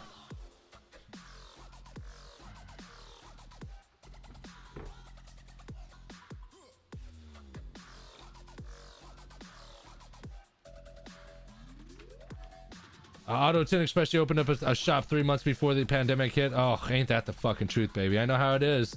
I got the van, I got the film, I took time off work, all kinds of stuff, and then a week later, literally 2 weeks later, I bought the van, and then like 2 weeks later they announced COVID. So I'm like, great, awesome. Which film with solar effects is this? This is the FX Plus. This is the top notch, the best stuff they have.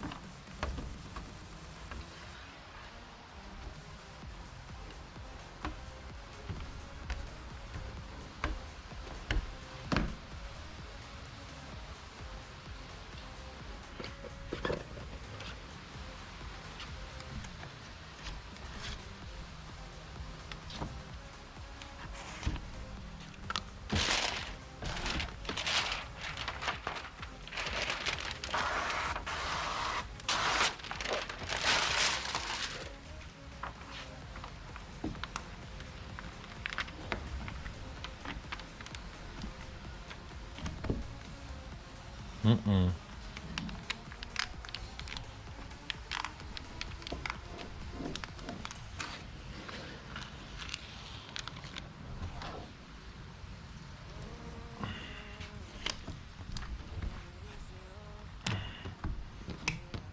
Mm-mm.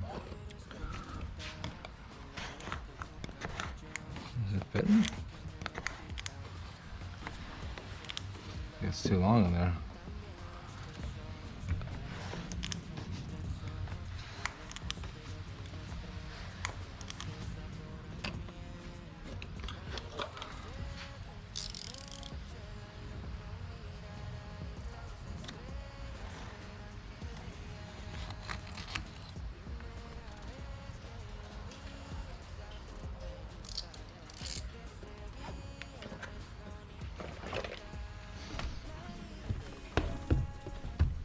Seems a little long in there.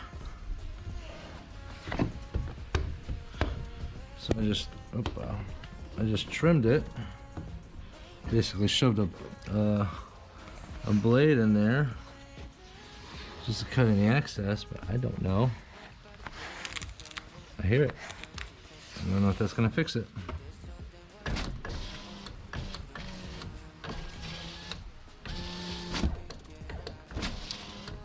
I was playing around with these overlays up here. I hear it. Let me know what you guys think about these overlays.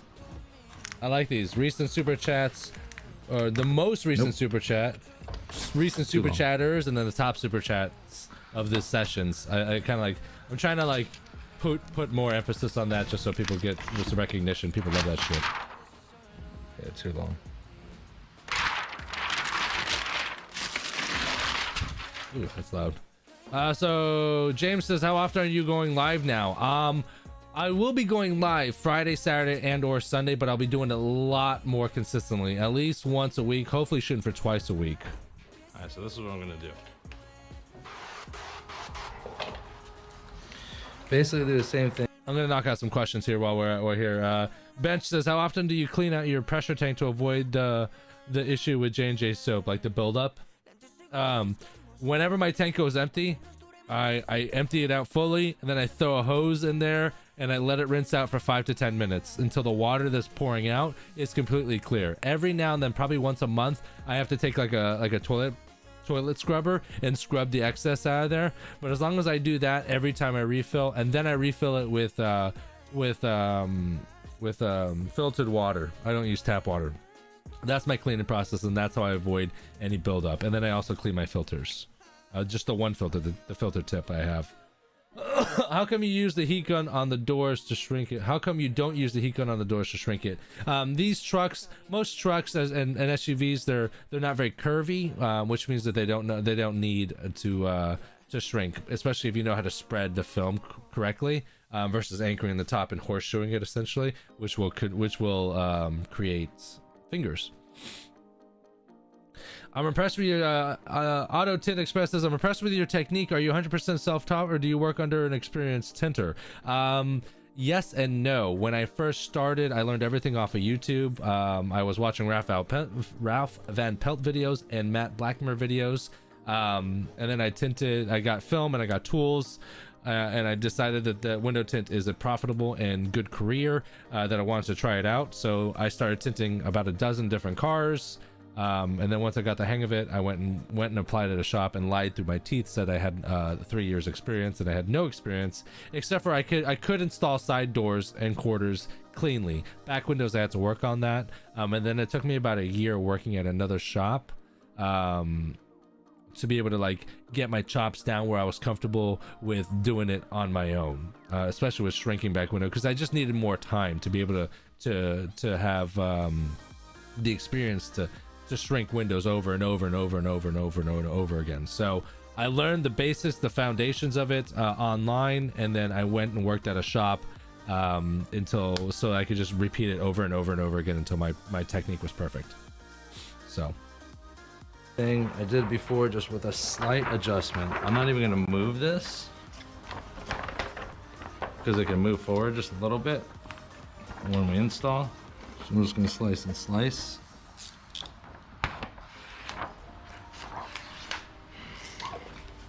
If I left that the way it is, number one, you'd be able to hear it all the time. Number two, it's just gonna peel eventually. So this center one is supposed to be rotating. So what I did before is I sliced this and sliced this, didn't leave it, and then cut the top, and then just follow that line all the way through. This time what I'm going to do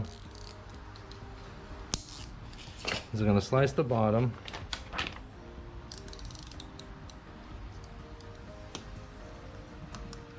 Like we did last time. Slice the side.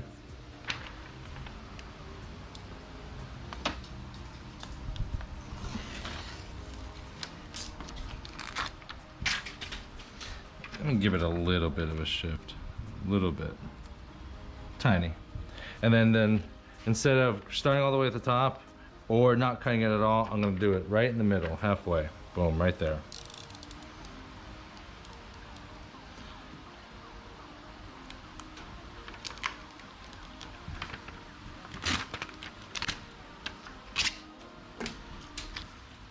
Yep, that's good.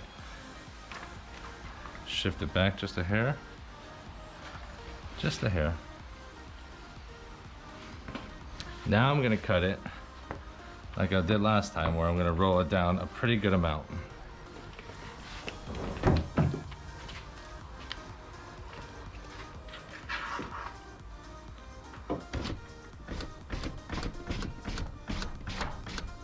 So I can still get that cut right there. That cut right there.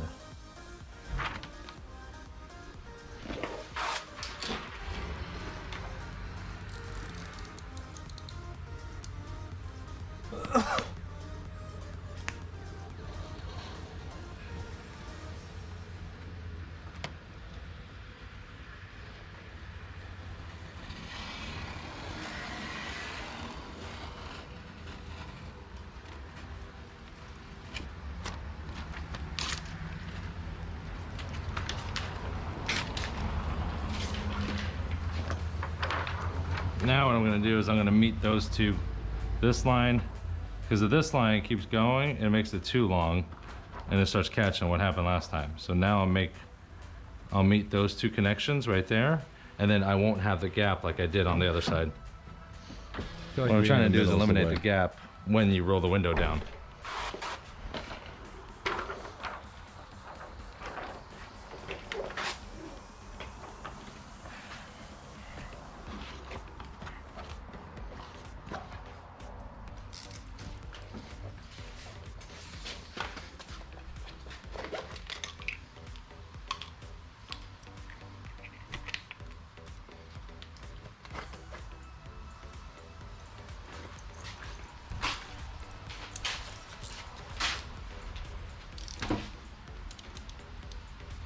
Now this will all be hidden. So I could just eyeball the shite. Then get back to the top area. Boom.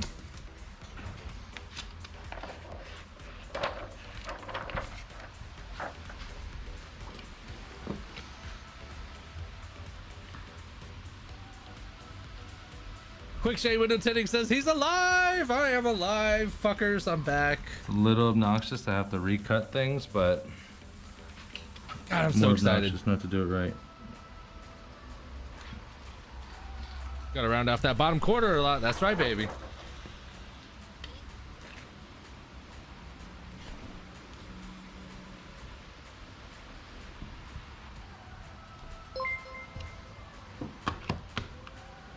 Quick Shade Window Tinting Super Chatted $9.99.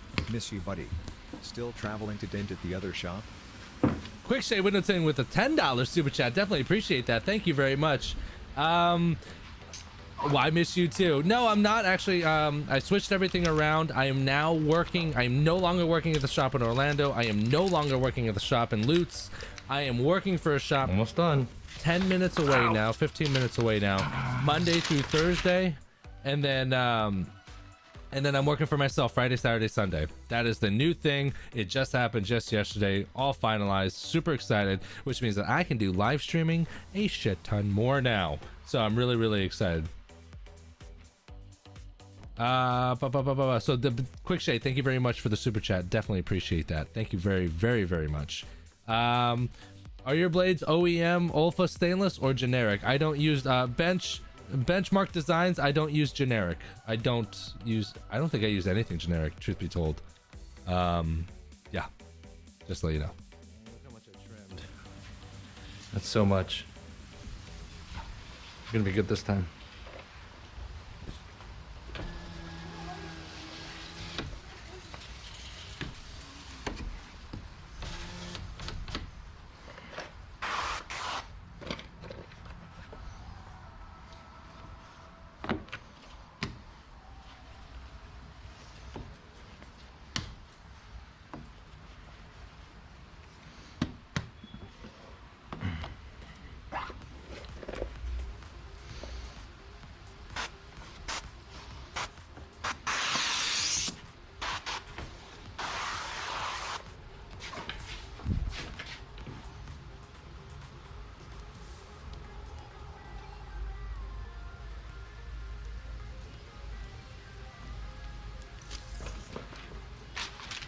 Juan P says, why did you leave both shops? Well, Orlando was way too far away from me. It was taking time away from my family. And it was Orlando was just a temporary fix because I needed to work throughout the winter time. David over at Ultimate Window Tint did me a solid there, but the time I found a replacement. The goal was always to find a replacement closer by because it was taking too much time away from my family. And then why did I leave the other shop in Lutz? It's because the sun on that day has ended. They didn't want me advertising flat glass, which takes away money from me. And then most recently they stopped me from being able to do live streams or record anything at their shop. So it became a little too restrictive for exactly what I wanted to do. So it was time to move on. I'm a lot happier, and I'm ready to put that all behind me and move forward. So yeah. Panda Bear, what's up, Patrick? How you doing, baby? What's going on? What's going on? Johnny says, you're so funny. I thought about you yesterday. I hope it wasn't in the shower.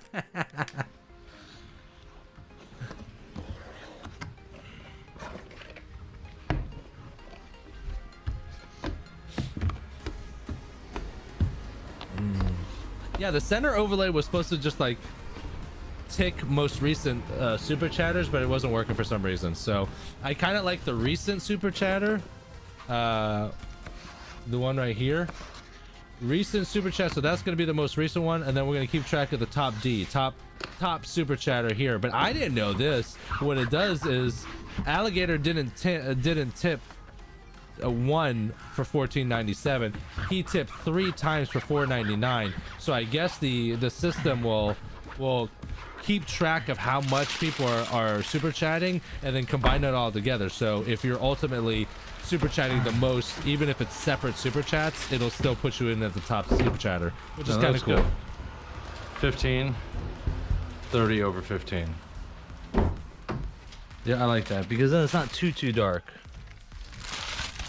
Maybe I got a new If shower head. 15, then it'll be 15.5 over factory. I mean, it'll end up being 5%. It just ends up being too dark. All right, I'm gonna take a break because this camera is starting to hurt my head on my face. All right, let's finish this up here. Whenever I do a top cut, I always shark a bit cut and causes me to start over. All right, so y'all know me. Y'all know that I just cut the. I paused time out for a second. Okay, so James asked that every time he top cuts, I guess he messes it up a little bit and has to start all over. James, I used to do it here. I'm gonna take this fork for example. Okay, I'm just gonna show you this real quickly. So if here's the top, here is, let's say that this is the top of the window. Before I used to do like a, see here, from the side, I used to do like a 45 and 45, so I would pinch the edge of the knife with the edge of the windowsill. The problem is it was dulling the window, I mean the blade very quickly. So, and I learned this at Ultimate that I've been cutting wrong for years, just to let you know.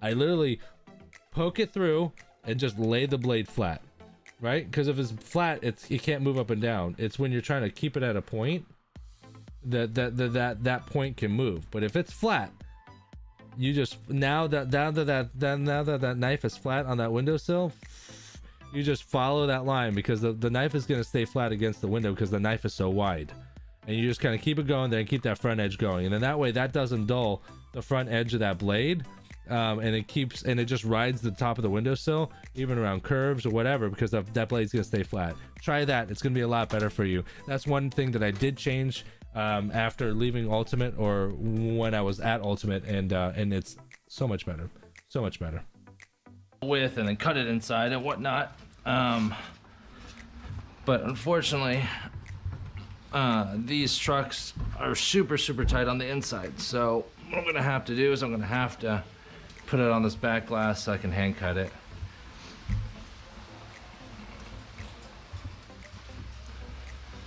Mainly the sides and the back. I don't know what I'm gonna do with this one. David, I'm a little confused by your question. Patrick, what do you like when you two-stage? So folding in or folding out? Folding in. Folding out. If you fold out, you're brushing the adhesive part of the film on like the pillars or possibly the felt lined areas. But if you go in, then it keeps that adhesive side close to the glass and away from things. Going out, you can scrape stuff and then you have trash on the sides. No, I buy 100-foot rolls. 100-foot rolls, not 50. 100-foot, because you're gonna need it. So eventually, that's the reason why I use films. I mean, buy films because I'm gonna need it. I'm gonna use it. How much time do we have left on this? Oh, we're almost done. We have about 20 minutes left on this. Just the back windows, so not too much longer.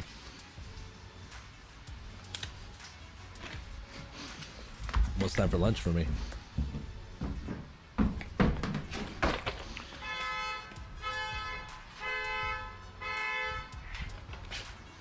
Not my car.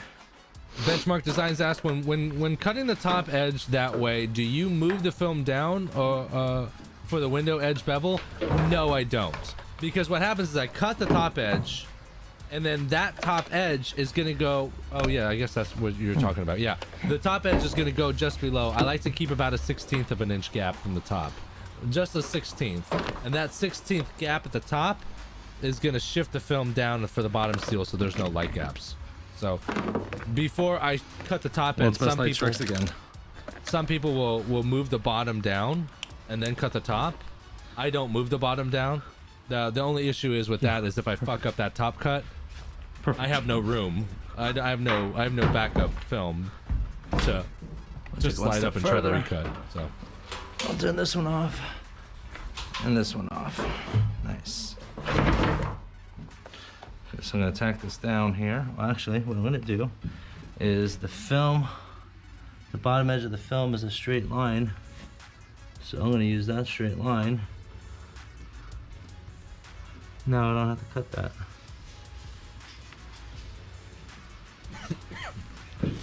Okay.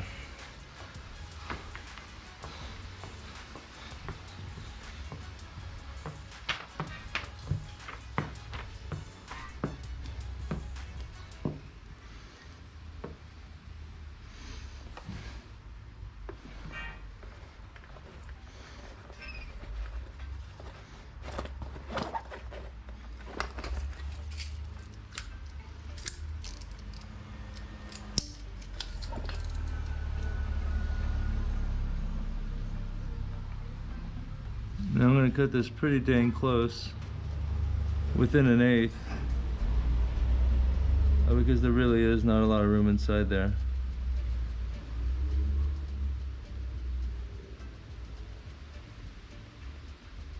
Am I recording? yes.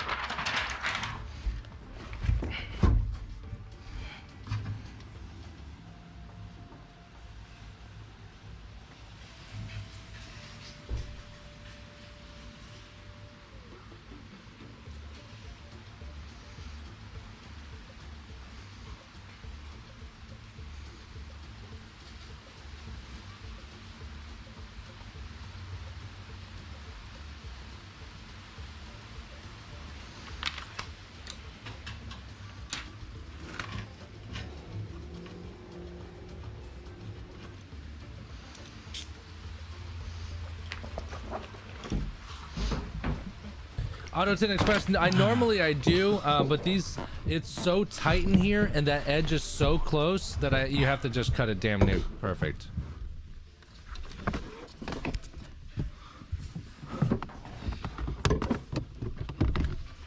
Or maybe not, maybe I'm full of shit. No, it looks like there's plenty of room in there.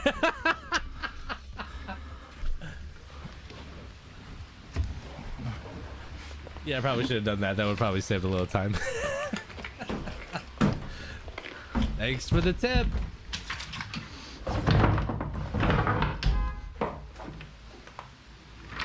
And I probably could have double cut it. That was another thing too. You could double cut these because these trucks are pretty much symmetrical. So just double cut the back window, like the two sides.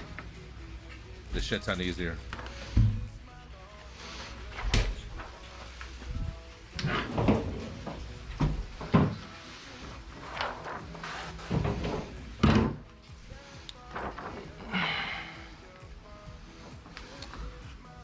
And people wonder why I like plotters better. I'd already be installing. Hell, I'd be done with this car. Or moved on to the next one.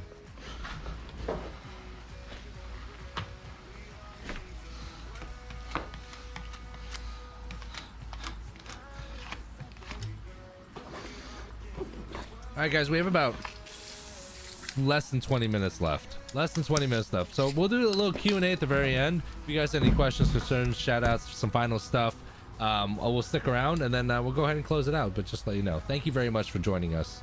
I appreciate it. I'm gonna go eat lunch and then I'm gonna go install my my shelving unit, my wall shelving unit, so that I can mount my film handler on a semi-permanent place. Semi-permanent, because then I can do that. Do you double cut frameless windows? I double cut everything now. I didn't then. This car I tinted back in November, and it looks like I'm off. It does look like I'm off, but I'm on. Trust me, I'm on. I'm very close, but I'm on. But it looks like I'm like a 16th off right there. It's just the angle of the camera. But now, this was before I went to Orlando. So now I double cut everything.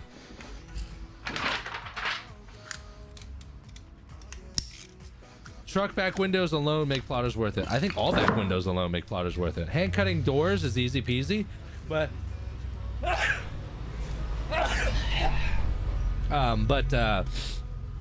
but back windows, like getting in there and getting a light in there and blah blah blah blah blah, blah. Like it's just easier sometimes with a plotter, especially for back windows.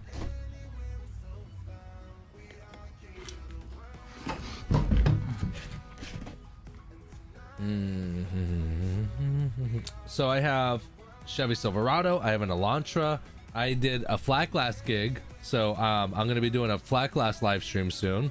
It's gonna be the first one that I've done.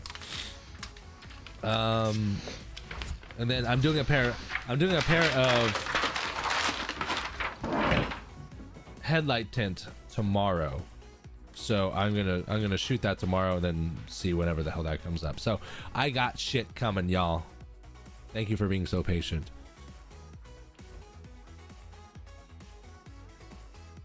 I was using DAP last night, plotting a 21 Cayenne front windows. Was too big on the sides. Been having issues with quality DAP patterns lately. Learning how to hand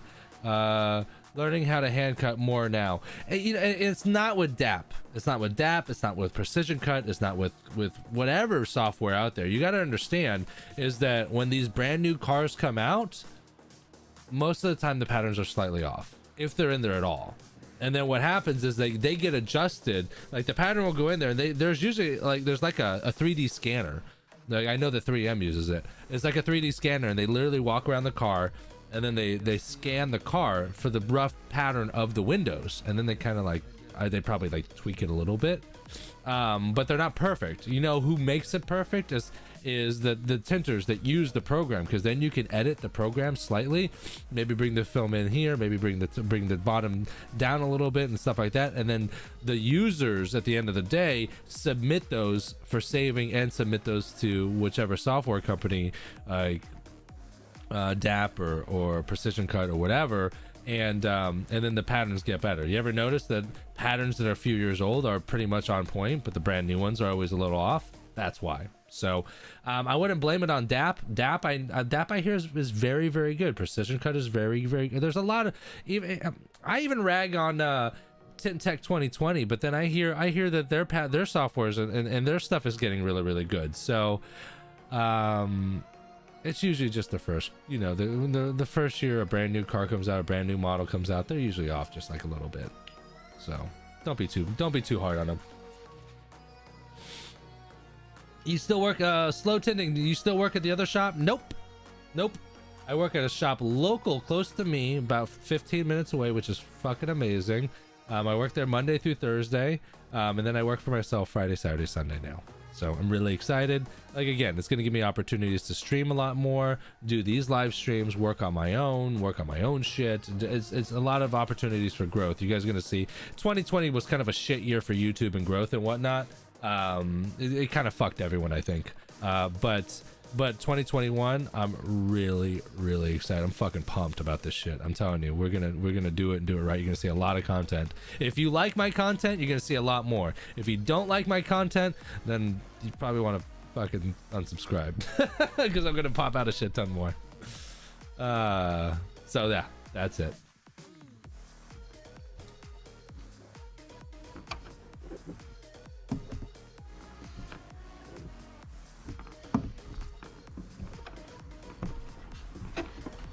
Travis and Dan at DAP are great. I'm sure they are. I have never met them, but I'm sure they are. Good point. You're right. Mostly new car patterns. Yeah. Can't do anything about it. What can you do? What can you do, right? Still beats the fuck out of hand cutting.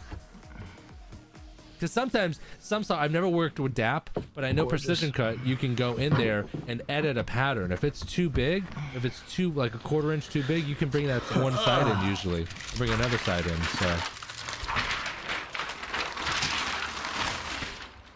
If you guys were curious, you know how that trash bag is on the wall over there? That trash bag's still on the fucking wall. I have no collapsible trash can. I've been trying to get one for months. Goodbye. Not that bag. That bag's not still there, but I still just tie bags to the wall.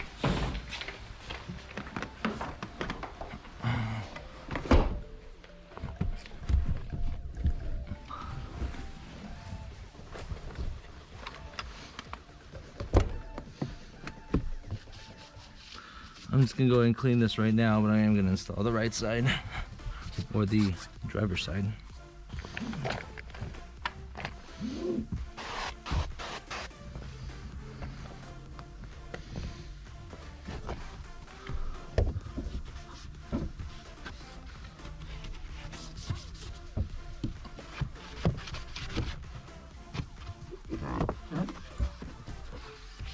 No way, that's awesome. No more long drives. Oh my god, it was so long, bro. It was so long. It was ruining my life.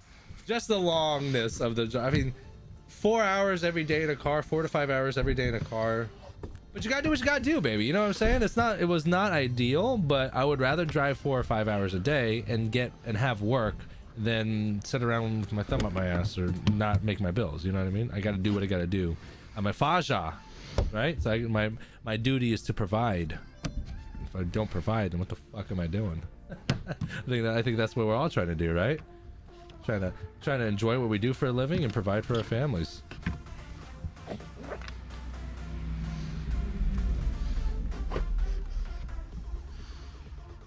Up. I wonder if it's still raining.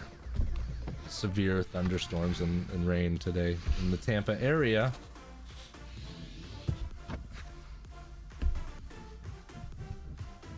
It's just a drizzle right now. Just a drizzle.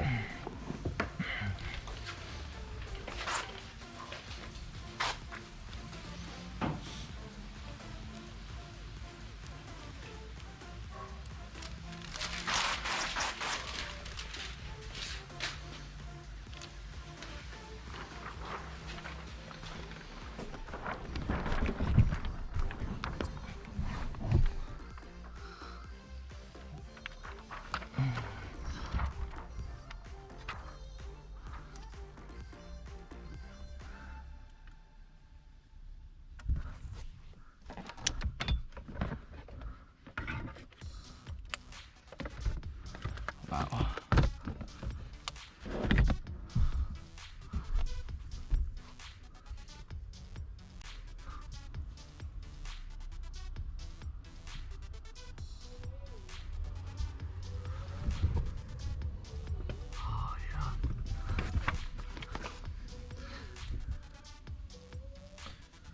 Quick Shay Winterton says, walk me through your process with plotter cut sedan back windows. Okay, well, I'll clean the back window.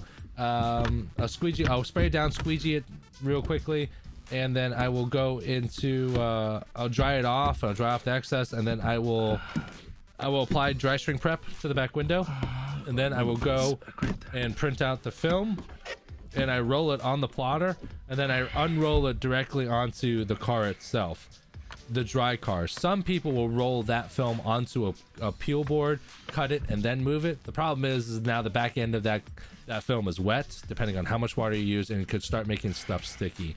The problem with a dry shrink is that if shit's a little moist, it's hard to fucking dry shrink. So my goal is just to keep everything fucking dry.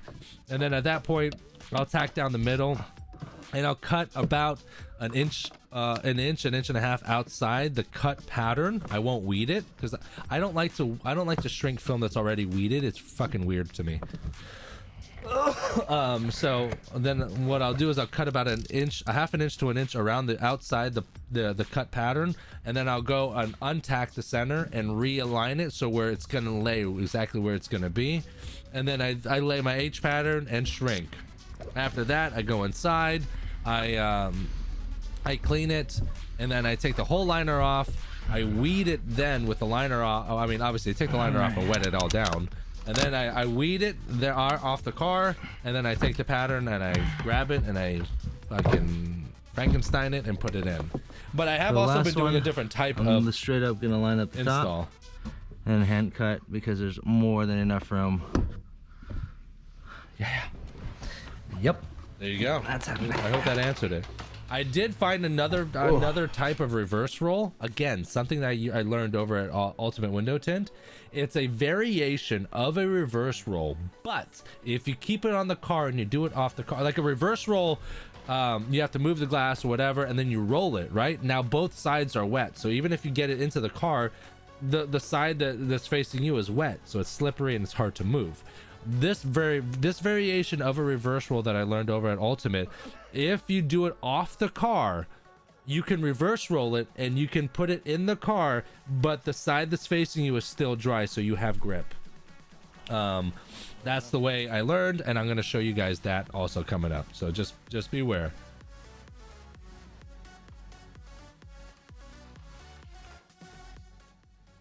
David 20, you guys working in at a shop as employee with experience is better to get paid by car or salary plus commission? That's a great question for me to ask me because I work in both still. If it's a joint that you're going to be in long term, the best situation that you want is you want a daily base rate with a commission draw. So it's called a draw or commission, or commission and draw. So, or draw commission it is. So you have a minimum amount. Let's just say your minimum amount is like, here's a good example for me. My minimum amount for my daily rate is $250. That's the very bare minimum that I'm going to have to, because most shops, they're going to 1099 me or something like that. So yeah, my daily rate is $250. It is what it is. Sorry. If you guys don't charge that much, I'm sorry. It's $250 a day. That's my base rate, right? That's my daily rate. But I want to also do a commission base. And this is what's going to help keep me motivated to work hard and fast and make the shop money, is that I want a draw of $250 and commission. And commission is 1/3 of all the work I do.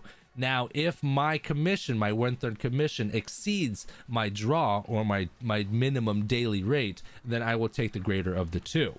That is probably one of the best situations to get into. Because it keeps you, the draw and commission, the commission portion keeps you motivated to work your ass off and not just do the bare fucking minimum.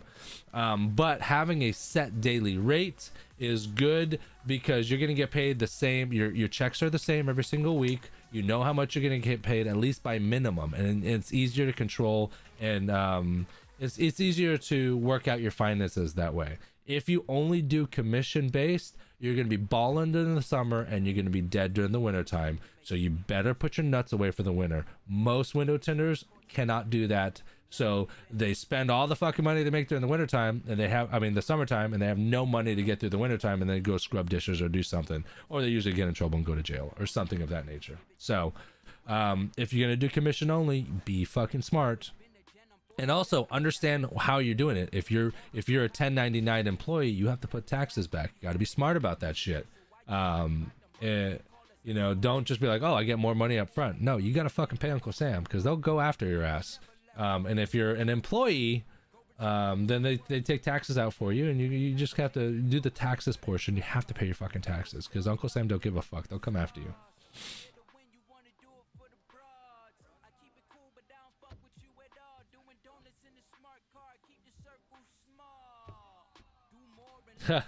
Yeah, slow tinting.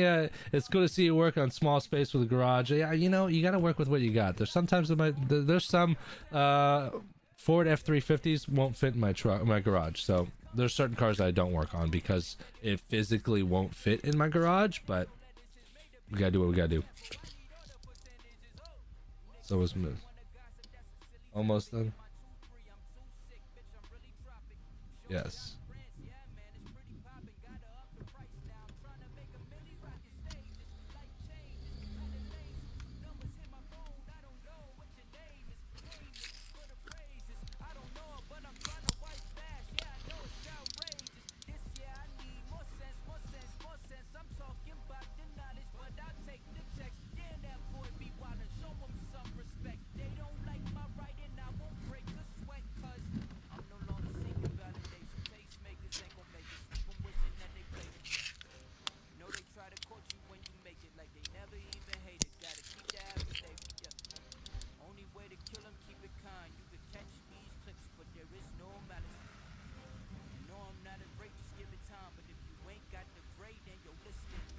P.S. This is a lot easier if you have a film handler because you could just literally cut the width out on the film handler, which you're gonna see. Also, because I'm not lazy, I'm energy efficient, okay, and I just want to do shit in the least amount of steps possible. Why want to work harder than you need to? If that's what you want to do, then you can come work for me and I'll pay you pennies. You can work really hard and I'll pay you real cheap.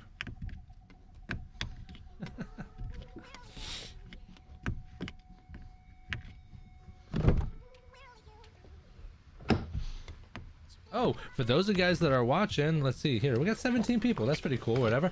So those of you guys that are here, special announcement about dry shrink prep that no one knows about yet. We are getting rid of the 2-ounce refill packs because they're just a pain in the ass. There's so many little packs, it's fucking obnoxious. But the plus thing is we are adding 4-ounce jars. So right now we have 8-ounce jars and 16-ounce jars.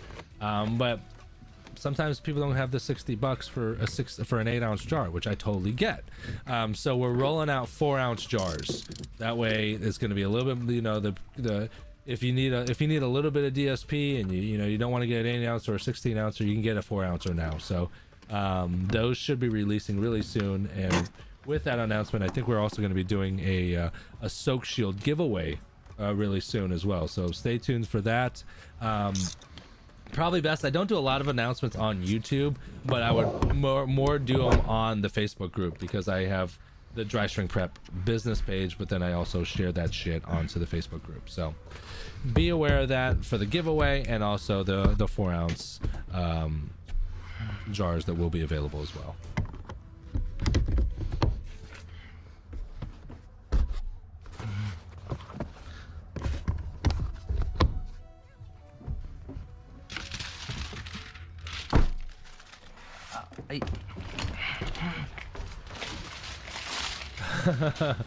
Fucking 2 degrees, bro. All right, that's it. Probably gotta wipe down the back glass, but that's pretty much it. Now we just gotta clean it all up, pack it all up, call the client, get them all set. They're good to go. Again, this is the 2019 Toyota Tundra 4-door automatic slider back window. We did my high performance films. So we did the FX plus 50% on the windshield, FX plus 15 on the fronts, FX plus 30 over the factory. So we end up getting like 10-ish in the back, 15 in the front, and 50 on the windshield. So that's it. Thanks again, guys, for watching. We'll see you on the next one. Little did I know that there wouldn't be really much of a next one for a few months.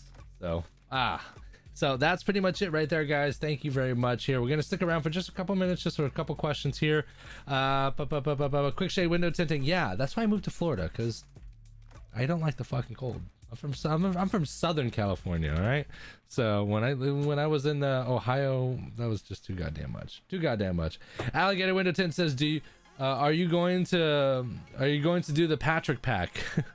The Patrick pack, if you guys don't know, because it's an inside joke between me and Martin Fowler, is like the normal dry shrink prep starter set comes with 2 ounces of product and an applicator. No problem, right? Which is okay, but the applicator will actually hold like damn near 8 ounces of product. So I because I own the company, so I just get an applicator and just go to the things. I just shove as much as I can. So mine looks like a goddamn rosin bag. So Martin's been hounding me to set up like a Patrick pack or a my pack or whatever. We haven't even thought about names about it. But basically it's an applicator with a stupid amount of fucking DSP in there. But I don't think I'm gonna do that. Okay guys, a couple minutes here. Let me go ahead. 2 minutes on the clock. I'll put it up here. And if you guys have any last minute questions, concerns, shout outs, criticisms, let me know please, and we'll go ahead and go through that here. Damn, missed the back window roll. I need to go back. That's all right, Johnny, it's okay, you can go back. I pretty much hand cut the whole goddamn thing, so it's nothing too crazy. Again guys, if you're just joining in, my winter time I was completely stacked, and I was either forbidden to film, or I literally had no time, you know, because I have to shoot the car, tinting the car, and then I physically have to be in my studio to be able to present the live stream. So it takes twice as long for me to do it. So like that job took me 2.5 hours, and then it takes me 2.5 hours to sit in here. So it's like 5 hours worth of time to be able to do these live streams and stuff. So I didn't have that time before. I do now.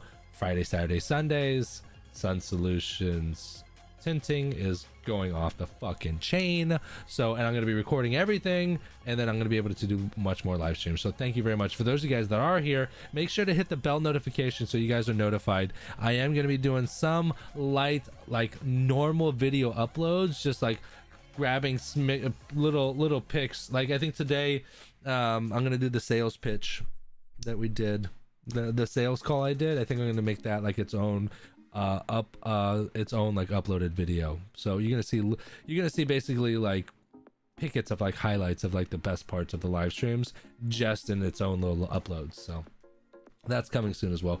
FX Plus easy to work with on the windshield. Yeah, absolutely, I think so for sure.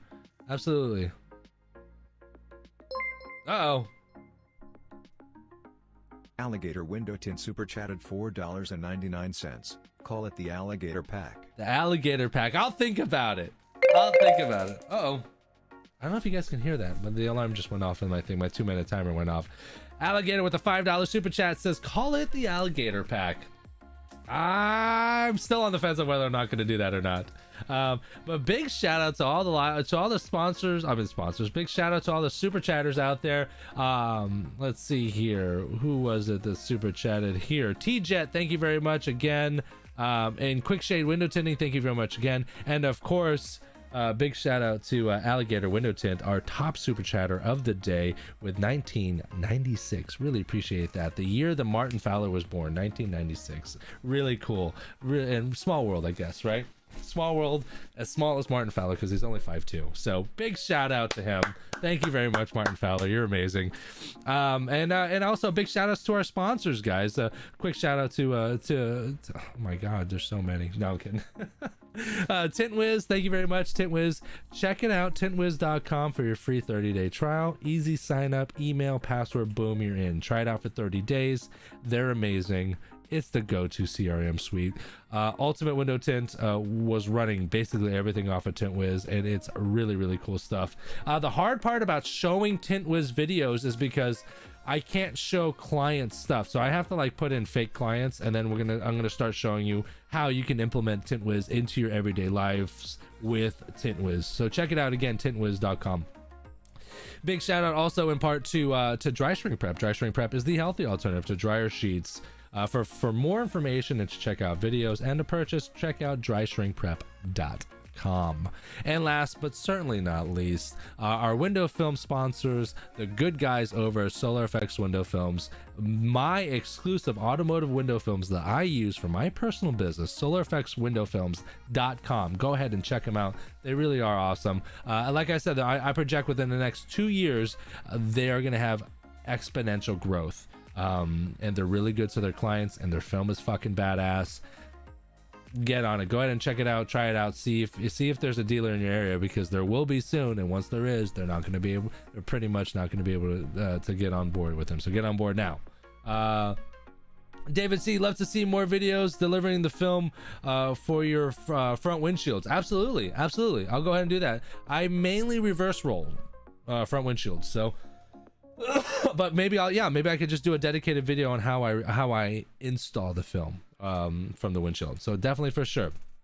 So thank you very much for everyone that's joining here. We're gonna go ahead and shut her down this time. Again, hit the bell notification so you're notified wherever we go live. Thank you very much for live stream, for super chatting, being a part of this. We're gonna do more. We're gonna be more. It's gonna be fucking badass. I love you guys. Take care. We'll see you soon. No one ever sees me.